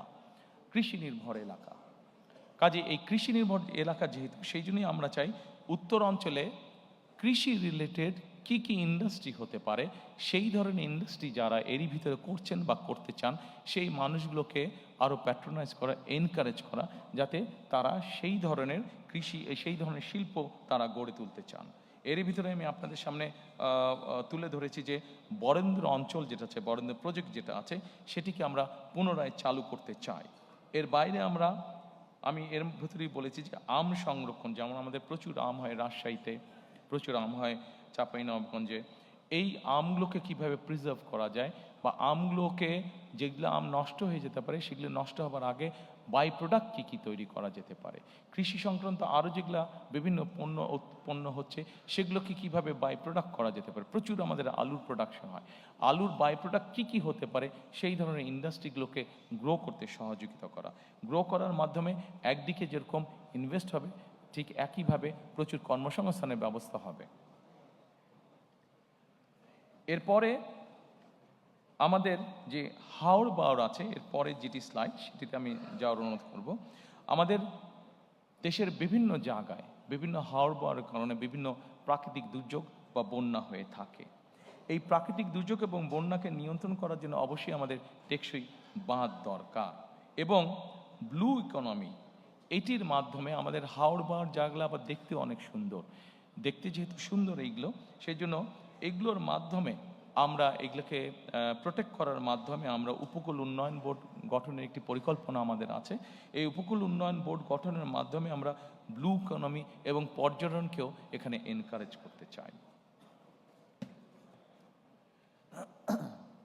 এরপরে আপনাদেরকে আমি অনুরোধ করব যে নগরায়ণ ও আবাসন এবং নিরাপদ টেকসই ঢাকা বিনির্মাণ। সম্মানিত উপস্থিতিবৃন্দ, ঢাকা পৃথিবীর যে কোনো দেশের রাজধানী থেকে অত্যন্ত পপুলেট একটি জায়গা। এখন কেন মানুষ ঢাকায় আসছে? ঢাকায় মানুষ এসে বসবাস করছে অনেকগুলো কারণে। সন্তানের চিকিৎসা, বাবা মায়ের চিকিৎসা, সন্তানের লেখাপড়া, জব সিকিউরিটি, এনভায়রনমেন্ট, সব কিছু মিলিয়ে মানুষ ঢাকাতে কিছুটা বেটার ফিল করে। কিন্তু আমরা যদি এই ফ্যাসিলিটিগুলো যদি আমরা বিভিন্ন জায়গায় আমরা তৈরি করতে পারি, ঢাকার আউটস্কার্টে যদি আমরা যেই ডিস্ট্রিক্টগুলো আছে সেখানে যদি তৈরি করতে পারি, এবং সেখানে যদি খরচ কম হয় একজন মানুষের থাকার, সেখানে যদি ভালো স্কুল থাকে, সেখানে যদি ভালো ট্রিটমেন্টের ব্যবস্থা থাকে, সেখানকার পরিবেশটা যদি সিকিউর হয়, তাহলে আমরা মনে করি যে মানুষ সেখানেই থাকবে। হ্যাঁ, এখানে একটি বিষয় আছে, সেখানে থাকবে কিন্তু কাজ করবে কোথায়? কাজ সে ঢাকায় করতে পারে। একটু আগে আপনাদেরকে আমি বলেছি যে আমরা চাই রেল লাইনটাকে ডেভেলপ করার জন্য আমাদের পাবলিক ট্রান্সপোর্টটা। এখন এই মুহূর্তে ঢাকা থেকে চট্টগ্রাম যে রেলগাড়িটা আসে সেটার গতি 35 থেকে ম্যাক্সিমাম 40 মাইল, কিন্তু এটাকে যদি ঘন্টায় আমরা রেল লাইন যেটা আছে সেটাকে আমরা সঠিকভাবে তৈরি করে এটাকে যদি ঘন্টায় আমরা 80 মাইলে নিয়ে আসতে পারি বা 100 মাইলের কাছাকাছি নিয়ে আসতে পারি, তাহলে কিন্তু চট্টগ্রাম থেকে ঢাকায় আসতে আপনার 2-2.5 ঘন্টার বেশি লাগার কথা না। এবং 2-2.5 ঘন্টা যদি লাগে, তাহলে সময় লাগে, তাহলে যে কোনো মানুষ সেখান থেকে এসে ব্যবসা বাণিজ্য বা যেই কাজ থাকুক সেরে আবার একদিনে ফিরে যেতে পারবে। ঠিক এইভাবে আমরা যদি ঢাকার আশেপাশের সিটিগুলোতে আমরা স্যাটেলাইট টাউন গড়ে তুলতে পারি এবং সেখানকার সাথে যদি রেল কমিউনিকেশন আমরা তৈরি করতে পারি, এবং মোটামুটি 1 ঘন্টা 45 মিনিটের মধ্যে মানুষ আসা এবং যাওয়া যদি করতে পারে, তাহলে আমরা ধারণা করছি যে বহু মানুষ তখন ঢাকা শহরে আর থাকবেন না। যেই ফ্যাসিলিটি ঢাকা শহর আছে সেগুলো আমরা ওখানে দিতে পারবো, এবং তার যেহেতু যাওয়া আসার জন্য ইজি হবে, তখন সেই মানুষগুলো তারা ওখানেই থাকবেন। শুধু যার কর্মস্থল ঢাকায় সে শুধু আসবেন, এসে কাজ শেষ করে আবার চলে যাবেন। পৃথিবীর অনেক উন্নত দেশগুলোতে এভাবে মানুষ করে থাকে। যদি তারা করতে পারে তাহলে আমরা এখনো করতে পারবো না। এটি আমাদের একটা চিন্তা ভাবনা আছে। এরপরে সম্মানিত উপস্থিতিবৃন্দ, আমি আপনাদেরকে অনুরোধ করব পর্যটন খাত দেখার জন্য। অনেকেই আমরা দেখি যে আমাদের দেশে কক্সবাজারের মানুষ যাচ্ছে, আমাদের দেশে আরও কয়েক জায়গায় মানুষ যাচ্ছে, কিন্তু আমরা যদি খেয়াল করে দেখি কক্সবাজারে যে পরিমাণ মানুষ যাচ্ছে সুন্দরবনে সে পরিমাণ মানুষ যাচ্ছে না। যাচ্ছে, কিন্তু সুন্দরবন কিন্তু অনেকগুলো ছোট ছোট প্রাইভেট সেক্টরে অনেক ছোট ছোট কিন্তু ট্যুরিস্ট স্পট হয়েছে। কেন যাচ্ছে না? এই জিনিসগুলো আমাদেরকে সুন্দরভাবে উপস্থাপন করতে হবে। আমাদের দিনাজপুরে এরকম অনেক পুরনো রাজবাড়ি আছে, অনেক মসজিদ আছে, অনেক মন্দির আছে যেগুলার ট্যুরিজম ভ্যালু আছে, যেগুলার হেরিটেজ যেগুলো আমাদের, কিন্তু সেই জিনিসগুলোকে আমরা উপস্থাপন করতে পারিনি সঠিকভাবে। নিশ্চয়ই আপনাদের চোখে পড়েছে, আমি যখন লন্ডনে ছিলাম তখন আমি হঠাৎ একদিন খেয়াল করলাম যে সৌদি আরব তাদের ট্যুরিজমের বিভিন্ন বিষয় অ্যাড দিচ্ছে ইন্টারন্যাশনাল টিভি চ্যানেলগুলোতে। তারা বর্তমানে সৌদি আরব তাদের ট্যুরিজমকে এনকারেজ করছে, বিভিন্নভাবে গড়ে তুলছে, ট্যুরিস্ট অ্যাট্রাক্ট করার চেষ্টা করছে। আমাদের এতদিন ধারণা ছিল সৌদি আরবে মানুষ শুধু যায় ধর্মীয় কারণে বা ব্যবসা বাণিজ্যের কারণে, কিন্তু এখন তারা আস্তে আস্তে ট্যুরিজম অ্যাট্রাক্ট করছে। তো সৌদি আরবের মতন দেশ যদি ট্যুরিজম অ্যাট্রাক্ট করতে পারে, তাহলে আমরা কেন পারবো না? আমাদের অনেক স্কোপ আছে, অনেক সুন্দর সুন্দর। আমরা রাজশাহীর আম বাগান যেটা আছে, দিনাজপুরের লিচু বাগান আছে, আমরা সেটিকে ঘিরে কেন ট্যুরিজম তৈরি করতে পারবো না? হল্যান্ডে যদি টিউলিপ গার্ডেন দেখতে যেতে পারে মানুষ, তাহলে আমাদের এখানে আমরা কেন এরকম গার্ডেন কোথাও নেই বা কেন তৈরি করতে পারবো না যেখানে মানুষ দেখতে যেতে পারে? কাজে আমরা যদি চেষ্টা করি, আমরা যদি পরিকল্পনা গ্রহণ করি, অবশ্যই আমরা ট্যুরিজম সেক্টরকে শুধু যে কক্সবাজারই সমুদ্র সৈকত দেখতে যাবে তা না, এর পাশাপাশি অনেক ট্যুরিজম সেক্টর, অনেক স্পট, অনেক ডিফারেন্ট কাইন্ডের স্পট আমরা গড়ে তুলতে পারবো ইনশাআল্লাহ। এরপরে আপনাদেরকে আর কষ্ট দিতে চাইবো না, আমরা লাস্টটাতে আমাদের চলে এসেছি। আমাদের যেই লাস্ট স্তম্ভটা, সেটিতে আমরা কম বেশি চলে এসেছি। এটি হচ্ছে ধর্ম, সমাজ, ক্রীড়া, সংস্কৃতি ও সংহতি। প্রথমেই আছে ধর্মীয় সম্প্রীতি ও পাহাড় ও সমতলের নৃগোষ্ঠী। সম্মানিত উপস্থিতিবৃন্দ, এটি অনেক বড় আছে। আমরা প্রথমেই বলেছি ধর্ম যার রাষ্ট্র, যার যার রাষ্ট্র সবার। আমরা এইভাবেই বিষয়টিকে দেখি, এইভাবেই জিনিসটাকে বিশ্বাস করি। আমাদের দেশের এক শ্রেণীর মানুষ আছেন যারা আমাদের জন্ম থেকে মৃত্যু পর্যন্ত আমাদের সাথে থাকেন, জীবনের অনেক গুরুত্বপূর্ণ মুহূর্তে যারা আমাদেরকে বিভিন্ন সময় বিভিন্ন পরামর্শ দিয়ে থাকেন। সেটি আমরা যারা ইসলাম ধর্মে আছি, ইসলাম ধর্মে আছে, যেটি অন্য ধর্ম মানুষ আছেন তাদের ক্ষেত্রেও তাদের ধর্মীয় গুরুরা আছেন। এরা কারা? এরা হচ্ছেন যে আমাদের ইসলাম ধর্ম অনুযায়ী বিভিন্ন ইমাম, মুয়াজ্জিম সহ বিভিন্ন খতিব সাহেবরা, এর বাইরে অন্য অন্য ধর্মের ধর্মীয় গুরুরা আছেন। এই মানুষগুলো অধিকাংশ ক্ষেত্রে আমরা দেখেছি বেশ মানবতর জীবনযাপন করেন অনেকাংশে। আমাদের একটি পরিকল্পনা আছে, ইনশাল্লাহ আমরা সরকার গঠনে সক্ষম হলে আমরা ধীরে ধীরে এই মানুষগুলোকে, আমরা ধীরে ধীরে বিভিন্ন মসজিদ, মাদ্রাসার খতিব, ইমাম সাহেব যারা আছেন, মুয়াজ্জিম সাহেব আছেন, অন্য ধর্মের ধর্মীয় গুরু যারা আছেন, তাদেরকে আমরা সরকারের পক্ষ থেকে একটা সম্মাননার ব্যবস্থা করতে চাই। সম্মানিত উপস্থিতিবৃন্দ, যেহেতু বাংলাদেশ মুসলিম প্রধান দেশ, এই দেশের বহু মানুষ প্রতি বছর হজ করতে চান, কিন্তু আমরা প্রত্যেকবার দেখেছি এই হজের যাওয়া আসার খরচ অত্যন্ত বেশি। অনেক মানুষকে এর জন্য অনেক কষ্ট পোহাতে হয়। আমরা এই খরচটাকে কমিয়ে নিয়ে আসার চিন্তা ভাবনা করেছি এবং আমরা মনে করি আমরা যদি এখানে থার্ড এয়ারলাইনকে এন্ট্রি দিতে পারি, তাহলে আমাদের হজ যাত্রীদের খরচ, টিকিটের খরচ অনেকাংশে কমিয়ে আসবে এবং আমাদের পরিকল্পনার মধ্যে এটা রয়েছে কিভাবে আমরা এই হজ যাত্রীদেরকে সুবিধা দিতে পারবো, তাদের খরচটা কমিয়ে আনতে পারবো। এরপরে আমি আপনাদেরকে ক্রীড়া, আমাদের এই চ্যাপ্টারের ক্রীড়া আছে, ক্রীড়াতে আমি আপনাদেরকে অনুরোধ করব। সম্মানিত উপস্থিতিবৃন্দ, এটি এমন একটা সাবজেক্ট, যেই সাবজেক্টটাতে কম বেশি প্রত্যেকটি মানুষের, সে যখন ইয়াং থাকে, শিশু অবস্থায়, সে যখন তরুণ অবস্থায় থাকে, যুব অবস্থা থাকে, প্রত্যেকটি মানুষেরই কম বেশি আগ্রহ থাকে। আমরা শুধু আমাদের দেশে বিভিন্ন প্রফেশনাল তৈরি করতে চাই। আমাদের দেশে একটি সমাজ ব্যবস্থার মধ্যে হয় ডাক্তার হতে হবে, নাহলে ইঞ্জিনিয়ার হতে হবে, নাহলে আর্কিটেক্ট হতে হবে, অর্থাৎ নাহলে ব্যারিস্টার হতে হবে, এই ধরনের পেশাকে প্রাধান্য দেওয়া হয়ে থাকে। কিন্তু পৃথিবীর অনেক দেশ আছে যেখানে প্রফেশনাল খেলোয়াড় তৈরি হচ্ছে, সেই খেলোয়াড় প্রফেশনালি তৈরি হচ্ছে। আমাদের দেশে এরকম বহুত প্রতিভা আছে যাদেরকে আমরা প্রফেশনালি খেলোয়াড় তৈরি করতে পারি এবং আমাদের পরিকল্পনা রয়েছে আমরা ধীরে ধীরে আমাদের সন্তানদের ভিতর থেকে এরকম প্রফেশনাল খেলোয়াড় আমরা তৈরি করে আনতে চাই। এটি আমাদের অন্যতম পরিকল্পনা অনেকগুলোর মধ্যে। সম্মানিত উপস্থিতিবৃন্দ, এরপরে গণমাধ্যম, শিল্প, সংস্কৃতি আছে। আমি আগেই বলেছি আমরা গণমাধ্যমের স্বাধীনতায় বিশ্বাস করি, কারণ আমরা মনে করি, বিএনপি মনে করে, গণমাধ্যম যদি স্বাধীন না থাকে আমাদের জবাবদিহিতা তৈরি করতে কষ্ট হবে। কাজে গণমাধ্যম যদি থাকে আমরা সহজেই দেশে একটি জবাবদিহি সরকার তৈরি করতে সক্ষম হব, জবাবদিহি একটি পরিস্থিতি তৈরি করতে সক্ষম হব। একই সাথে শিল্প এবং সংস্কৃতি, আপনাদের যদি মনে থেকে থাকে এই শিল্প সংস্কৃতি বিভিন্ন সেক্টরে মানুষকে এনকারেজ করার জন্য, সম্মানী গুণী মানুষদেরকে স্বীকৃতি দেওয়ার জন্য শহীদ রাষ্ট্রপতি জিয়াউর রহমানের সময় 21শে পদক এবং স্বাধীনতা পদক, এই দুটি পদক চালু করা হয়েছিল। সম্মানিত উপস্থিতিবৃন্দ, এই পদক দুটি বর্তমানেও চালু আছে। আমাদের পরিকল্পনার মধ্যে একটি পরিকল্পনা আছে, সমাজের বিভিন্ন মানুষ যাদেরকে অনেকে কেউ চেনে না, কিন্তু তারা বিভিন্নভাবে সমাজে বিভিন্ন রকম কন্ট্রিবিউশন করে থাকেন। আমরা চাই এই মানুষগুলোকে ধীরে ধীরে ধীরে রিকগনাইজ করার জন্য, তাদেরকে উৎসাহিত করার জন্য, যাতে করে তাদের ভালো কাজগুলো উদাহরণ হিসাবে অন্য মানুষকেও উৎসাহিত করে ভালো কিছু করার জন্য, সমাজের জন্য ভালো কিছু করার জন্য। এবং এই মানুষগুলোকে কিভাবে সিলেক্ট করা যায়, এই মানুষগুলোকে কিভাবে এনকারেজ করা যায়, সেই ব্যাপারে আমাদের একটি পরিকল্পনা রয়েছে। আপনারা নিশ্চয়ই জানেন, খেলার প্রসঙ্গে আরেকটু ফিরে আসবো আমি, নতুন কুড়ি নামে একটি অনুষ্ঠান চালু করেছিলেন শহীদ রাষ্ট্রপতি জিয়াউর রহমান। ইনিশিয়ালি নতুন কুড়ি ছিল শুধু মাত্র কালচারাল সাইডে, আমরা এটিকে আরেকটু এনহান্স এখন করতে চাই। আমরা নতুন কুড়িটি যদিও এর মধ্যে ইন্টারিম সরকার চালু করেছে, বাট এটিকে আমরা সরকার গঠনে ইনশাল্লাহ সক্ষম হলে এটিকে আমরা কন্টিনিউ করব, এবং এটির সাথে আমরা কেরাত প্রতিযোগিতাকে অ্যাড করতে চাই, এবং নতুন করে স্পোর্টস আমরা অ্যাড করতে চাই, যাতে করে আমাদের দেশের স্পোর্টসে যারা প্রতিভাবান তাদেরকে আমরা বের করে নিয়ে আসতে সক্ষম হই। সম্মানিত উপস্থিতিবৃন্দ, আপনাদেরকে একটি সুখবর দিতে চাই। আমি ইনশাল্লাহ আগামী 10 মিনিটের মধ্যে আপনাদেরকে এখান থেকে ছুটি দিয়ে দিতে পারবো। আমি আমার অনুষ্ঠানের শেষ পর্যায়ে চলে এসেছি, শুধু আপনাদের কাছ থেকে আর 10 মিনিট আমি চেয়ে নিচ্ছি। Dear diplomatic friends, there's a good news. I'll be finishing soon. আমাদের একটি বিষয় আমরা জোর দিতে চাই, সেটি হচ্ছে নৈতিক শক্তি পুনরুদ্ধার। আমাদের দেশে এখন প্রচুর পরিমাণ বিভিন্ন ধরনের মিডিয়া আছে।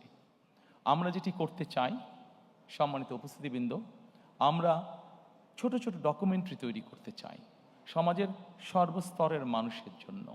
সেটি শিশু হতে পারে, সেটি একজন নারী হতে পারে, একজন মেয়ে হতে পারে, একজন গৃহিণী হতে পারে, একজন চাকরিজীবী হতে পারে, একজন ব্যবসায়ী হতে পারেন, যে কোনো শ্রেণী পেশার মানুষের জন্য আমরা ডকুমেন্টারি তৈরি করতে চাই। এখন এই ডকুমেন্টারিগুলো কি হবে? এই ডকুমেন্টারিগুলো আমরা তৈরি করতে চাই সামাজিক এবং ধর্মীয় মূল্যবোধকে সামনে রেখে। আমরা দেশের মধ্যে, সমাজের মধ্যে, পরিবারের মধ্যে আমরা সামাজিক মূল্যবোধ, ধর্মীয় মূল্যবোধকে আমরা দৃঢ়ভাবে ধারণ করতে চাই। আমাদের দেশে বহুত আমাদের সামাজিক মূল্যবোধ রয়েছে, আমাদের অনেক ধর্মীয় মূল্যবোধ রয়েছে, যেগুলোকে আমরা যদি ধারণ করতে সক্ষম হই, তাহলে আমরা ধীরে ধীরে একটি সুন্দর, একটি শান্তিপূর্ণ সমাজ, পরিবার, দেশ গঠনে সক্ষম হব বলে আমরা দৃঢ়ভাবে বিশ্বাস করি। শেষে, একদম শেষে এসে শেষ করে দেবার আগে, সম্মানিত উপস্থিতিবৃন্দ, আপনাদেরকে আবারও আমি আন্তরিকভাবে ধন্যবাদ জানাতে চাই আমার এবং আমার দলের পক্ষ থেকে। কারণ আপনারা সকলে কষ্ট স্বীকার করে অনেকক্ষণ সময় ধরে এখানে বসে আছেন। শেষ যেই কথাটি বলে আমি আপনাদের কাছ থেকে আজকে বিদায় নেব, আমাদের এই ম্যানিফেস্টো পর্বটি আজকে শেষ করব, সেই কথাটি হচ্ছে, আপনাদের সামনে আমি এতক্ষণ পর্যন্ত যত প্ল্যান, প্রোগ্রাম, কর্মসূচি, পরিকল্পনা উপস্থাপন করেছি, তার কোনো কিছুই করা সম্ভব হবে না যদি না আমরা 3টি বিষয়ের উপরে সর্বোচ্চ অগ্রাধিকার না দেই।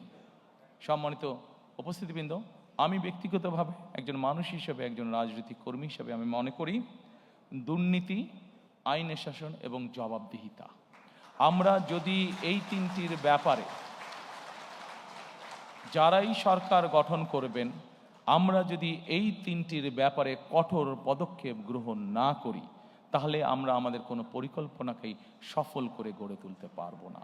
এবং আজকে এখানে দাঁড়িয়ে আমার দলের পক্ষ হয়ে আমি আপনাদেরকে এতটুকু বলতে চাই যে আমার দল, বাংলাদেশ জাতীয়তাবাদী দল, আগামী 12 তারিখে নির্বাচনে জয়ী হয়ে ইনশাল্লাহ সরকার গঠনে সক্ষম হলে আমাদের সর্বাধিকার, সর্বোচ্চ অগ্রাধিকার থাকবে এই 3টি বিষয়ের উপর গুরুত্ব আরোপ করা।